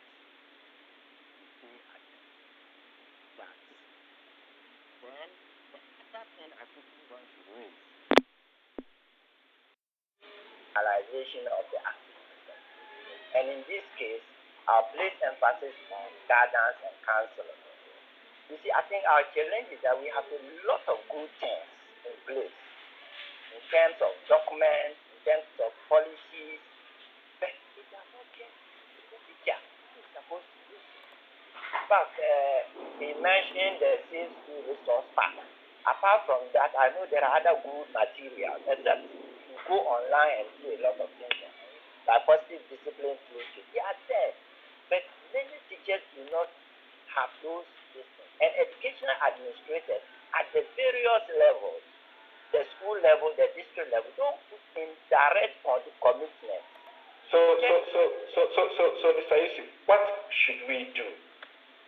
What should we do? To be done is there should be intentional activities put in place at the various levels so that these manuals, teachers can be exposed to these manuals. There should be in the form of learn and share sessions, training, and it should be a regular feature of the school system because the environment is changing. The environment, in fact, there was a recent case where a student at the disciplinary committee indicated that he could access all the school resources online. And they gave him the chance, and he could change all the grades in the school system. Wow. And he was able to access the system, and they asked him to stop. So there are many issues, and I think that training is very important so that teachers can appreciate the issue. Flexible, they'll be open-minded, and then they'll be willing to unlearn some things they already have been doing that is not good. Okay. Thank you very much. So, Mr. Yusuf, where are you speaking from? I'm speaking from Tamale Northern Region. Okay. Thank you very much. Now we move on to Ms. Dorcas Wekuta. Kindly make it brief for us, please. Good afternoon and thanks for the opportunity. I'm here in Greater Accra. My problem is also with the capacity. As Mr. Yusuf rightly mentioned, most of us teachers do not have the capacity. We don't know our roles. For instance, recently we had a meeting and we were thinking of how to deal with mobile phones that students bring to school. I teach in a secondary school, and the canker of mobile.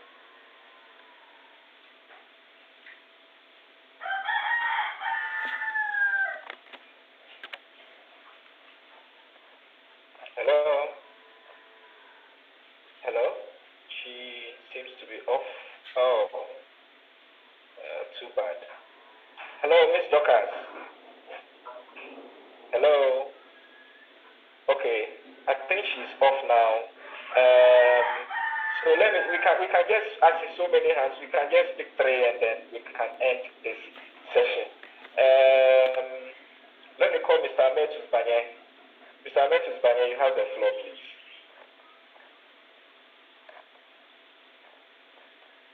So kindly unmute. Please unmute. Good afternoon to fellow participants. Good afternoon to Prof. Kakambadu and to you yourself. I'm reaching you from Waka. Yes, mine is a suggestion. Okay. Yes.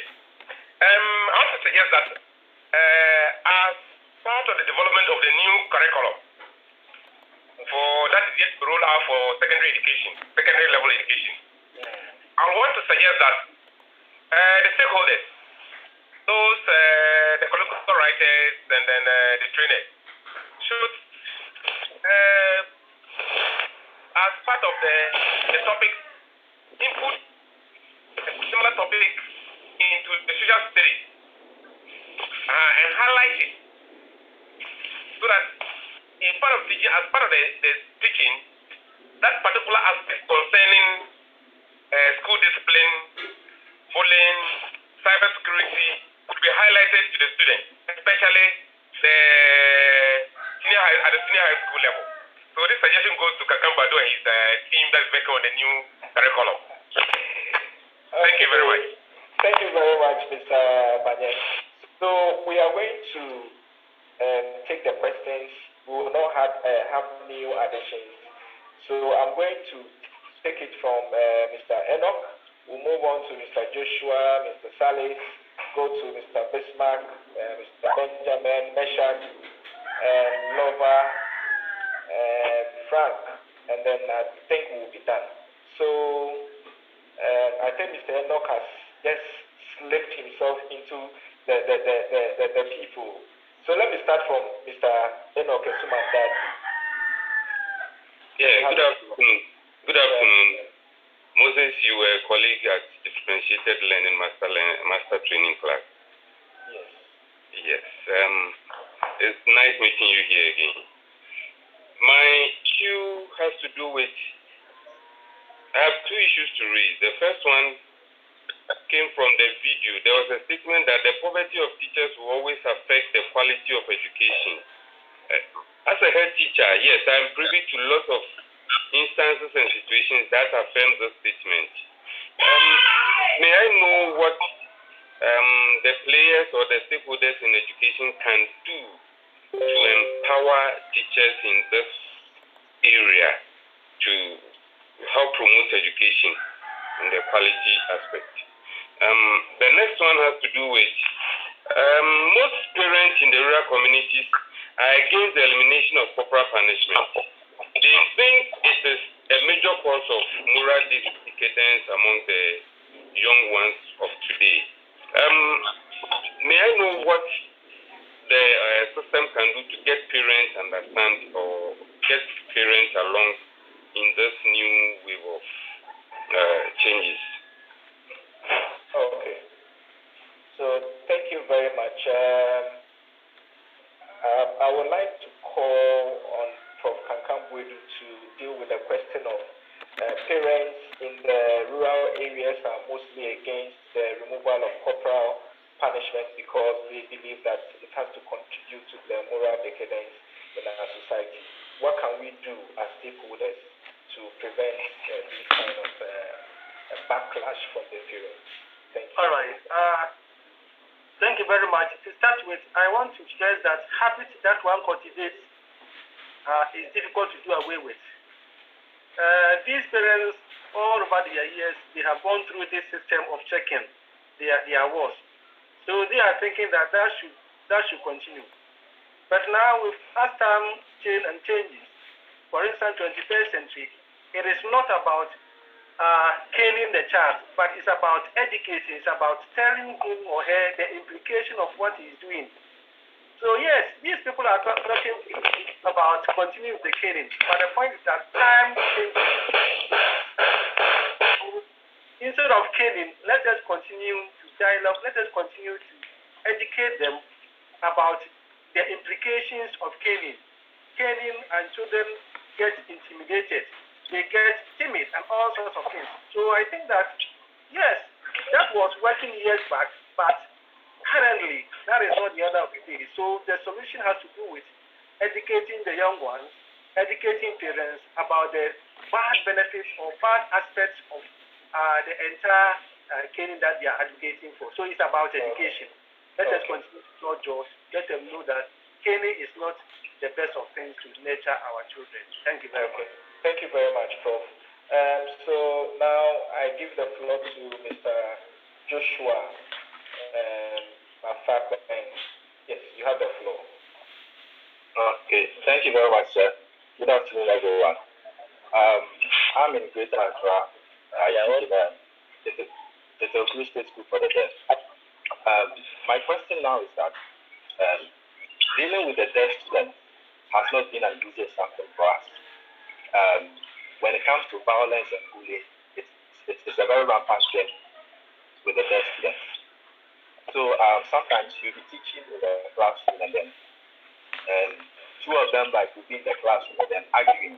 And, the fact that they can't hear when their voices are raised high, they wouldn't be aware of it. So when it moves into something like a fight, it's very, very, very, very dangerous. Even trying to separate them is something very bad. Yes. So I don't know, as teachers, sometimes even when you try to tell them that, okay, you're going to punish them, they will tell you that they will report you to the police. Because they feel like since they are deaf students, they have the rights and everything. Dealing with the deaf students and the regular students, we are in the deaf environment and we know how it's supposed to dealing with them. So I want to find out what next school has for we teachers in the special education.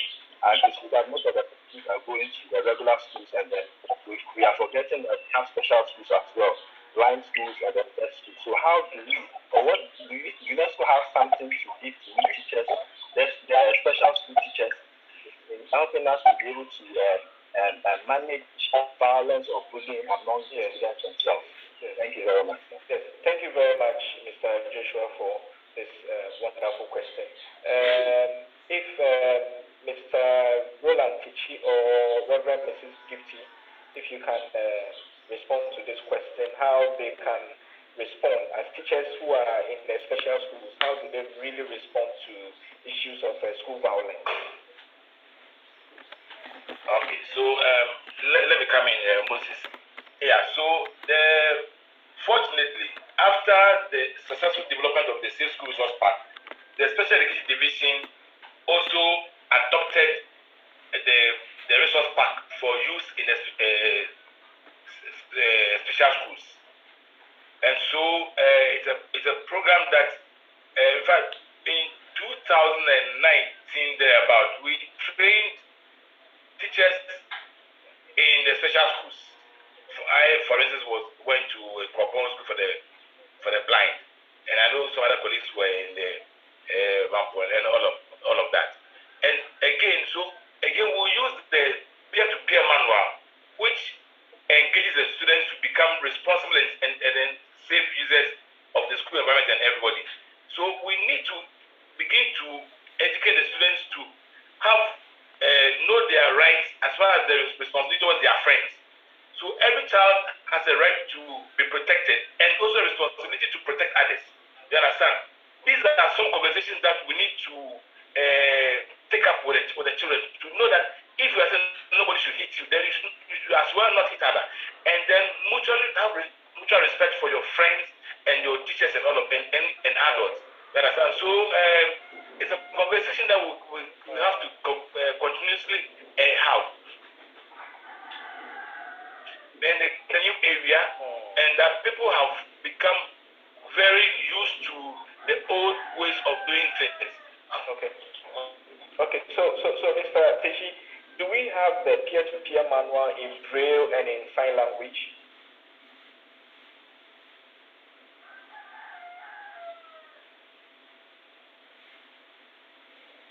Hello?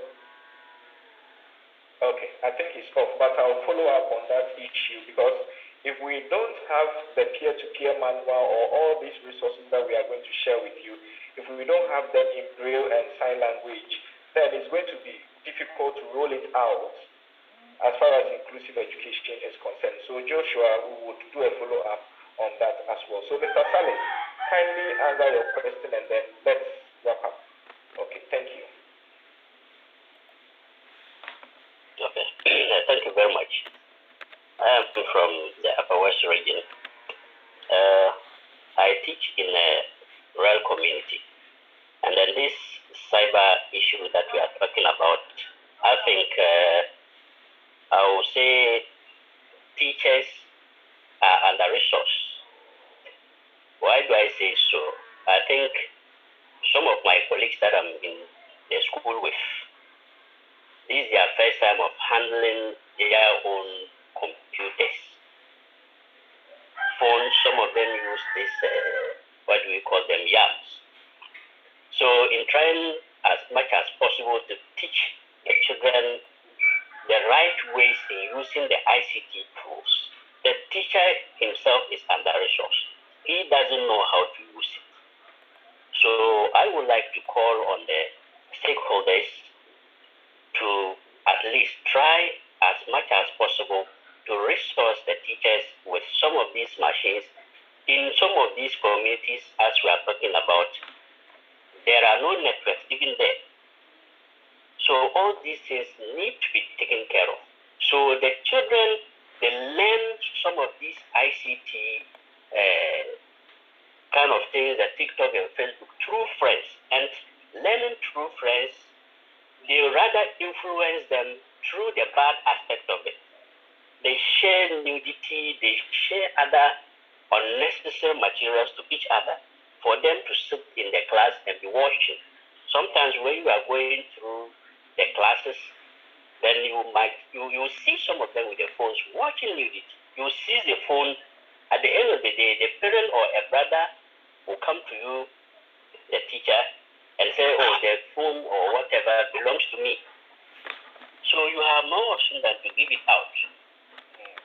So I would like to entreat, yes.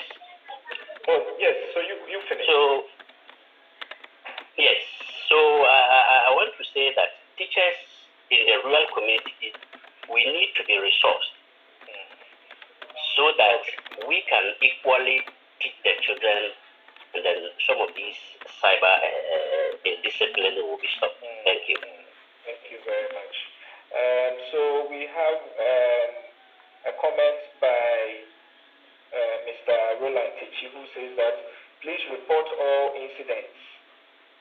Report all incidents of school violence and bullying to the guidance and counseling coordinator of your school or district or region or at the headquarters in room 104.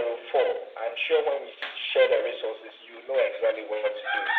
This is from Mr. Wisdom Marty. He says, hi, I am Marty Wisdom, Eastern Region Best JHS Teacher 2022. School-based violence or bullying can happen in many forms, but I don't know if our main focus is on the learner. School-based violence can be between a student or between student and teacher. It can be between teachers. It can be students and a community member, teachers and community members, teachers and heads, etc. In all, any school-based violence that has no relation with the learner indirectly affects the learner not in the short run but rather in the long run. For instance, any bullying caused to any teacher or any head will have an adverse effect on the learner, and in our part of the world where parents can enter into the school and humiliate the teacher or his or her word, and this affects the person in question in emotional and psychological terms, and it shows in the work outputs, it's irrespective what happens. So he ends by saying that I therefore suggest that we should touch on all the other forms of school-based violence because it can affect lesson delivery as well as learning. Gloria says that the majority of pupils come to school in torn uniforms where their colleagues normally mock them, making them not to want to come to school. So the teachers normally contact their parents, but nothing is done after that. You visit their home to speak to them, but the parents normally end up not contributing anything. So these are some of the comments. Mr. Krelov said something which is very interesting. I want to get what exactly he said. He says if we are adopting something, it should be done holistically. We are adopting no corporal punishment, and yes, the use of technology is strongly resisted. And you adopt a part of the system and leave the rest. How can a system like this work? So I think it's all about how we educate the students to use these technological devices and try to put measures in place. I don't know, in some other countries it's very difficult for children to access pornography.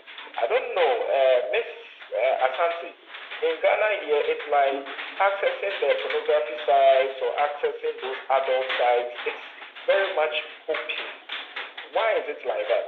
Because in some other places, when you get to their jurisdiction, you just cannot access these things. So we have 10 minutes more, and I'm happy we have only 3 questions here. Thank you. Okay, so thanks. Moses, can I answer the question? Yes, please. Yes, please. Okay, so in other jurisdictions, as you said, somewhere like Singapore, China, or any other place, there is structured information sharing across platforms. So a 16 or a 13-year-old child accessing the platform is well identified as such. So that is why they're able to control the site or people actually accessing some platforms. In our jurisdiction, for an 18-year-old child or a 13-year-old child, we can actually tell there's no structured information sharing in that regard.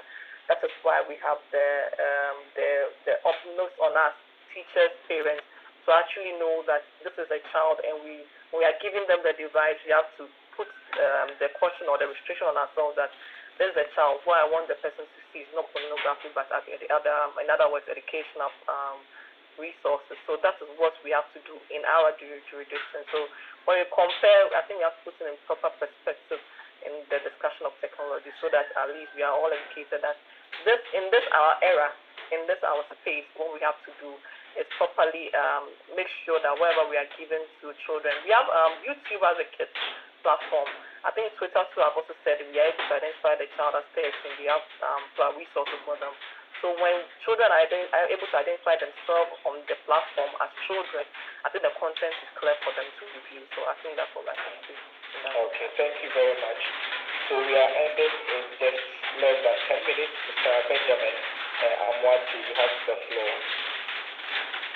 And please, once you finish asking your question or making your submission, you can kindly lower your hand. Thank you.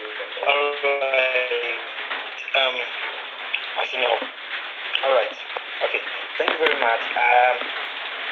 I'm not to be my own ones here, but God willing, I was there to discipline teacher in the yellow cover, then passed the World Teachers Day. So actually, I was looking at certain things that could make me impact discipline into my people studies in the GHS. On the yellow cover municipality, RC, to be precise. So, Evan, and you realize that this behavior that they are bringing from home, then you realize that it is very appalling. So, one of my people, one of the participants asked, what are we going to do, or how are we going to handle parents who are aware of such behaviors or activities from their wards, and they don't talk about it, because some of them sleep and they don't know if their ward is outside or even inside. So actually, please come in with the fact that stakeholders and other people that are involved, please, let's come out with something. How are we going to educate the parents to let them know that this and that is what the learners should do or should know before even coming to the school? Because we are like parents in the school as they leave there to come to our aid. So please, let's see how best we can also educate the parents so that they also help us to at least tell the children what to do. Okay. Thank you. Thank you very much for your submission. Now go to Mr. Frank Pedutri. Yeah. Hello. Yes, can I speak now, please? Yes, So my contribution has to do with what I think the last two speaker said. It dwells more on motivation for the teacher. The teacher is central in ensuring discipline in the school. I find myself in a management position of a senior high school, a senior SHS school.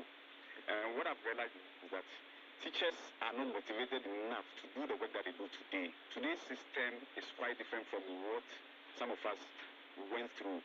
In the past, teachers were committed to what they do. Today, teachers come to school with a divided mind, thinking of what they will have to do in addition to add up to their income.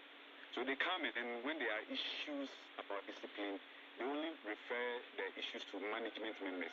And management members are overwhelmed with work, administrative work, in addition to other things that we do.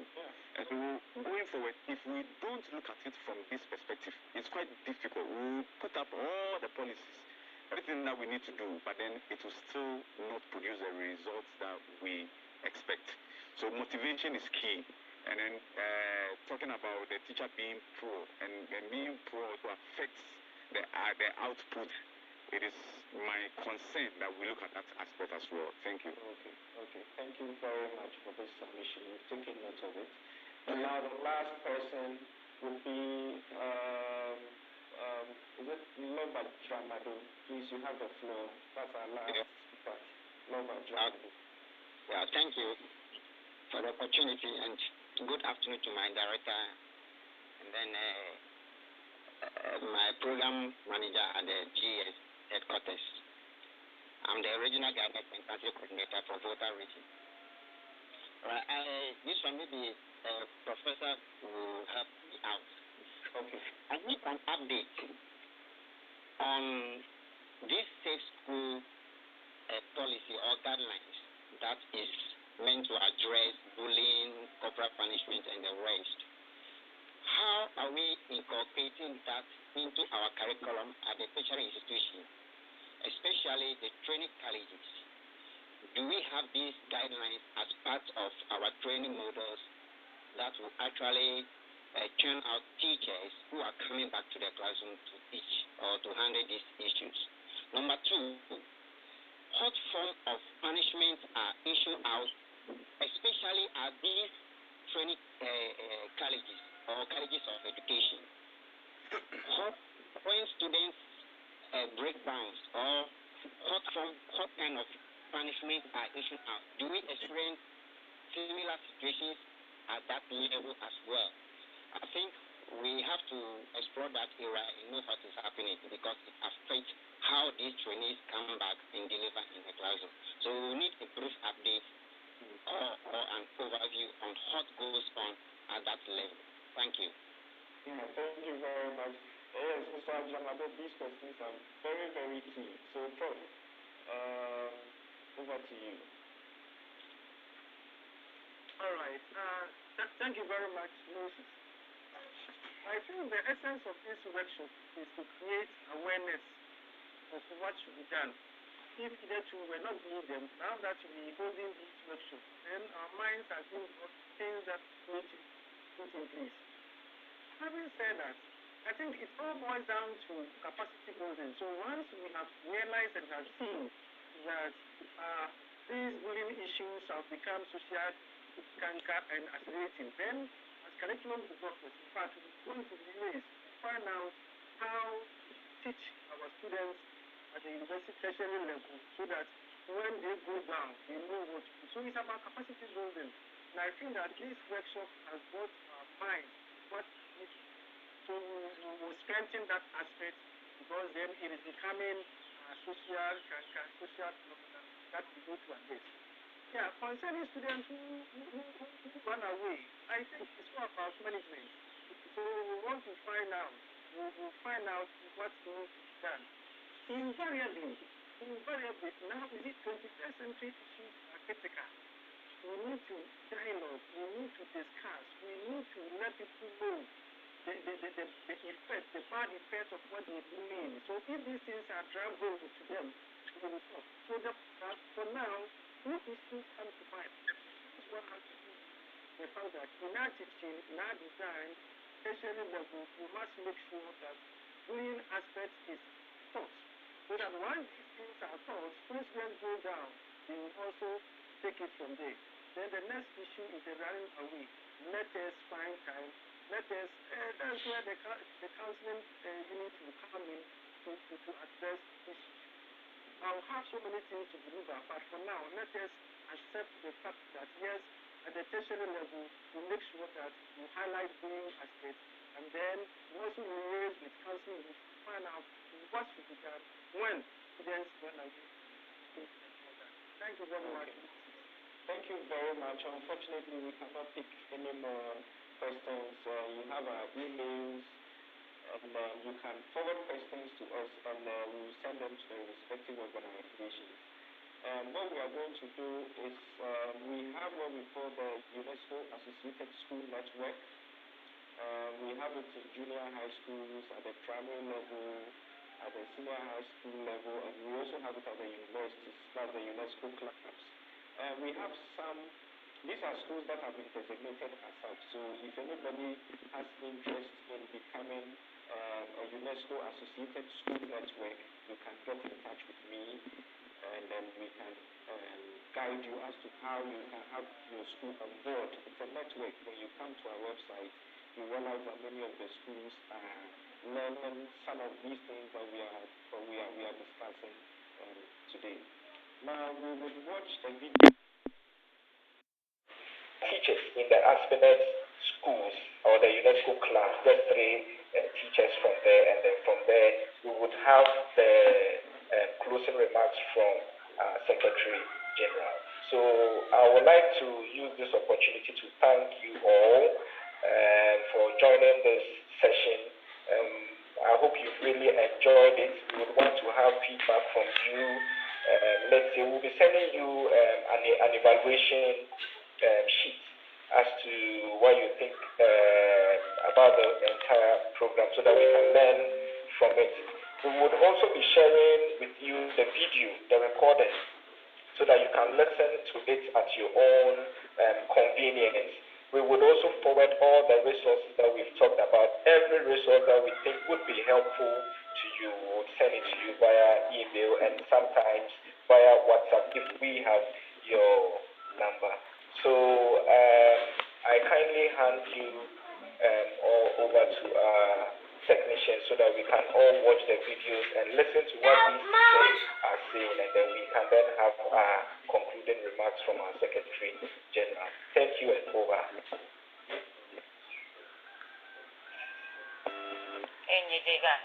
My name is and I'm from the Makati Hill School. Here at the Makati Hill School, we do our best to instill in our students self-control and kindness. But I will not lie. Here and there, and hear a little bit of this person did this, that person did that. People tend to bully. But oftentimes, we focus on the child that gets bullied. What about the bully? What makes a child bully? We all sat down to think about it.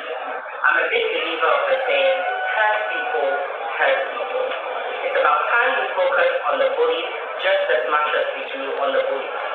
Reason being, there's so many reasons why a child would hurt another. There could be things going on at home, or there could be personal emotional problems. And the moment we start to think and start to pay attention to the red flags that we show in school, and even at home, we might just be well on our way to curbing bullying completely in our schools. Let's look at the children. They show us little bits of signs. There's a decline in their academics sometimes, and And at other times, they tend to be a bit more rude or aggressive or violent or even show tantrums. Let's please pay attention to these red flags and not wait for it to escalate into something dangerous. As educators, we should all come together and say no to bullying. Not Top of the moment greetings to you, Your Excellencies, Nanana, honorable members, ladies and gentlemen. Obrat Mazlongden is my name, and I'm the Chief Executive of Tech Farm Hub, Innovation and Business Development Hub, located in Koforidia in the Eastern region, Ghana. Through our flagship initiatives, Tech Farm Hub mobilizes, advocates, trains and empowers stakeholders including students, teachers, and instructors at various levels in the areas of STEM, future of work and future for education, and SDG opportunities, among others. As we commemorate the 2022 International Day Against Violence, including cyberbullying in schools, I believe the theme, not on my watch, the role of teachers in preventing and treating school violence, resonates with the broader goal of ensuring that young people feel safe and are indeed safe in their quest of utilizing the opportunities digital advancement has to offer. Ladies and gentlemen, in my observation, our world has evolved from a global village to a compound house through the silicon influence of technology. Most of us will agree that technology is indeed supporting humanity in diverse, innovative, and transformative ways. The excesses are evidential. The unfortunate loss of lives and properties occurring as a result of the misuse of cyberspace is regrettable. Cyberbullying post-COVID-19 has become a major spam threat to both young and old, as records confirm a global increase in online interactions between users.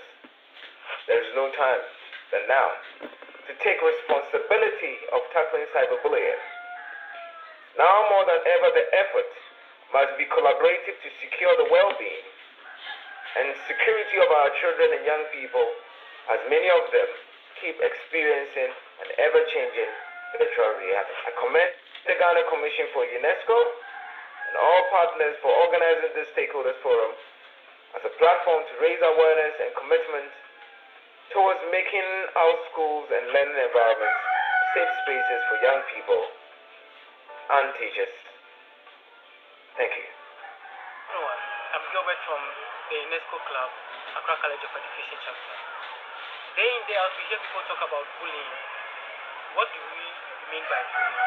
And what is bullying all about? And moreover, most importantly, how can we curb bullying? Bullying, in simple terms, is an act of inflicting harm or intimidating someone. In our secondary schools today, seniors do bully their juniors. Teachers even bully their students, and we see it all around. How can we curb the act of bullying? Bullying is one thing that affects students psychologically, mentally, and even in their social life. So in curbing them, the first thing you need to do is to practice the act of inclusiveness. Now, in the United Nations Sustainable Development Goal 4, it talks about inclusiveness when it comes to our educational sector. So including them or including students in all student activities, in all educational activities, tries to prevent or do away with bullying. Because when a student is being involved in activities, it do away with his fellow students trying to tease him or catcalling him or calling him or her by names, because he or she is also involved in the activities they do. Also, as a teacher or as a student, if you go somewhere or being in school and someone bullies you in the form of putting you on your toes, you feel bad or you feel intimidated. In the same way, if you counsel the person, if you make the person understand that this thing you are doing, you are not included because of A, B, and C, it makes the person feel better psychologically, mentally, and also the person is able to relate with the social environment in which he or she is within. But if you go intimidating the person, quote and unquote, in our local dialect, in our tree language, we sometimes say, in English, we say, you are blockheaded. Telling a child that is a form of bullying from the teacher's side. It's not only about seniors punishing their juniors or inflicting harm on their juniors. So, in order to curb bullying, we need to involve each and everyone. Let's get the students involved in all activities. Let's do away with, I like this group of people, I don't like this group of people. This student is more intelligent than the other. This student can do better than the other. Those things do not help us when it comes to bullying, and not bullying. Counseling will make our schools better. Bullying is going to spoil our education system, but counsel will make it better. Thank you.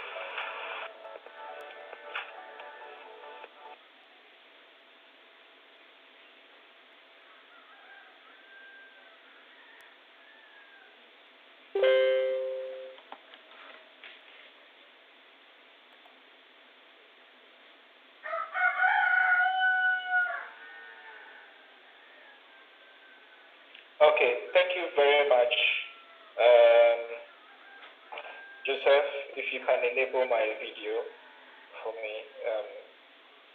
So we have the pleasure to now invite Secretary General to give us the concluding remarks so that we can call it a day. Thank you, Madam SG, over to you. Thank you. Thank you very much, Moses, and to the over 70 people we still have on. I think at our highest we had 150 people attending, and we realized that we've gone over time. But that is because so many important and interesting things were coming up, and we just couldn't cut the conversation short. I think what is left for me to do is to say thank you. Thank you to the teachers who have joined us. I know there were a few students on as well, for joining us for this important conversation. To our panelists, such insights, and it makes you realize that we have everything that we need already in this country to ensure that this canker of bullying and school-based violence is nipped in the bud, assuming it hasn't already budded, and if it has, it's cut off at the stem and totally uprooted. It is important, dear teachers, if you are here, to really begin to see the work that is being done by the guidance and counseling unit, the peer-to-peer manual we are talking about, the work that the Cyber Security Authority is doing, especially child protection online, the work that academia is doing, represented ably here by Professor Kankamwe, to understand that this is a national conversation, but we have everything to have this conversation and not look the other way. All people continue to be unhappy at work and unhappy at school. Like we have already heard, the effects are far-reaching. We are grateful as the National Commission that you have managed to join us for this. I am sure that this will not be the last of these conversations. I can see that you are dropping your WhatsApp numbers as requested, and we'll take the opportunity of informing you whenever we have such programs. Also tell your colleagues, and let us continue to have these discussions and ensure that at least in our little corners where we are teachers and students, we will contribute to ensuring that everyone feels safe to be in school and to be in their environment. So to the Ministry of Education, to UNESCO, to Cyber Security Authority, the Ghana Commission for UNESCO, to Ghana Education Service, especially its Guidance and Counseling Unit, to all entities and individuals who have joined us, I am very, very glad that you were able to join us. I have taken the wind out of the vote of thanks person seal. But it just remains for me to say thank you very much. This has been a very successful meeting, and look out for the next one. Thank you for joining us. Moses. Thank you very much, Madam SG, for the concluding statement. So, as a kind of wrap up, we would find a way of reaching out to you. If possible, we would send a link so that you can join the WhatsApp group. And then from there, we can drop the resources there for you, because it's difficult really getting and following all the numbers that you are dropping there, especially with the names. So we would email to you a particular link for you to join a WhatsApp group. And then in that group, we will then drop the resources there. That would be the first thing we would have to do. Then secondly, we would send you the email of the video recording, and also send you all the resources that from Cyberbullying Authority, from Ghana Education Service, any other resources on global citizenship and education from our side. We'll put all of them together as a package. Then it will be up to you to really read them and put them into practice. And like Madam SG said, look out for the next program. Then concerning the certificate too, it's going to be an electronic certificate, and we will send you a link for you to actually send us your name. We'll send you a link where it will be like a Google form where you would indicate your name, and then wherever you are, your school and those things. And like I said, those of you who are also interested in making your school either a UNESCO associated school or having a UNESCO club in your school, you are welcome to get in touch with us. Thank you very much. And we will meet again on another program. So you can now enable your video, and then let us say goodbye. Constance, have you put out your email address? Yes, they have email addresses. Okay, so let me type it. Let me type it in the chat box. I'll add my. Yeah, that's a project that So it has to be it's my very easy. Difficult to understand.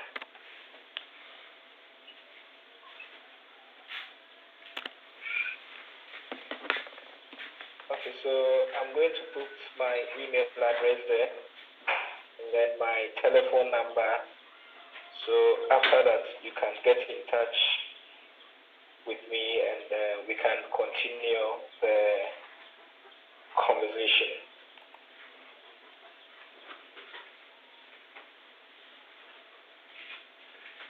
Are we taking a photograph? We have already done that, madam. Or you want the last one? No, you told us to put our videos. Okay. So that's fine, Moses. I just wanted to extract. Oh, okay.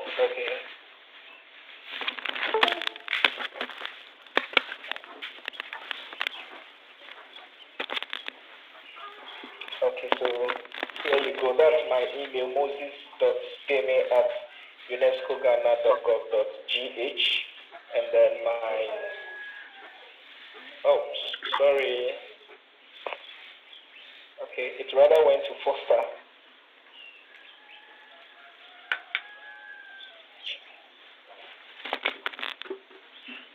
Okay, so you have it now, my telephone number and then my email address. So let's have the conversation going. So Prof, Ms. Asante, Mr. Jomeku, then Mr. Roland, thank you very much. Bye.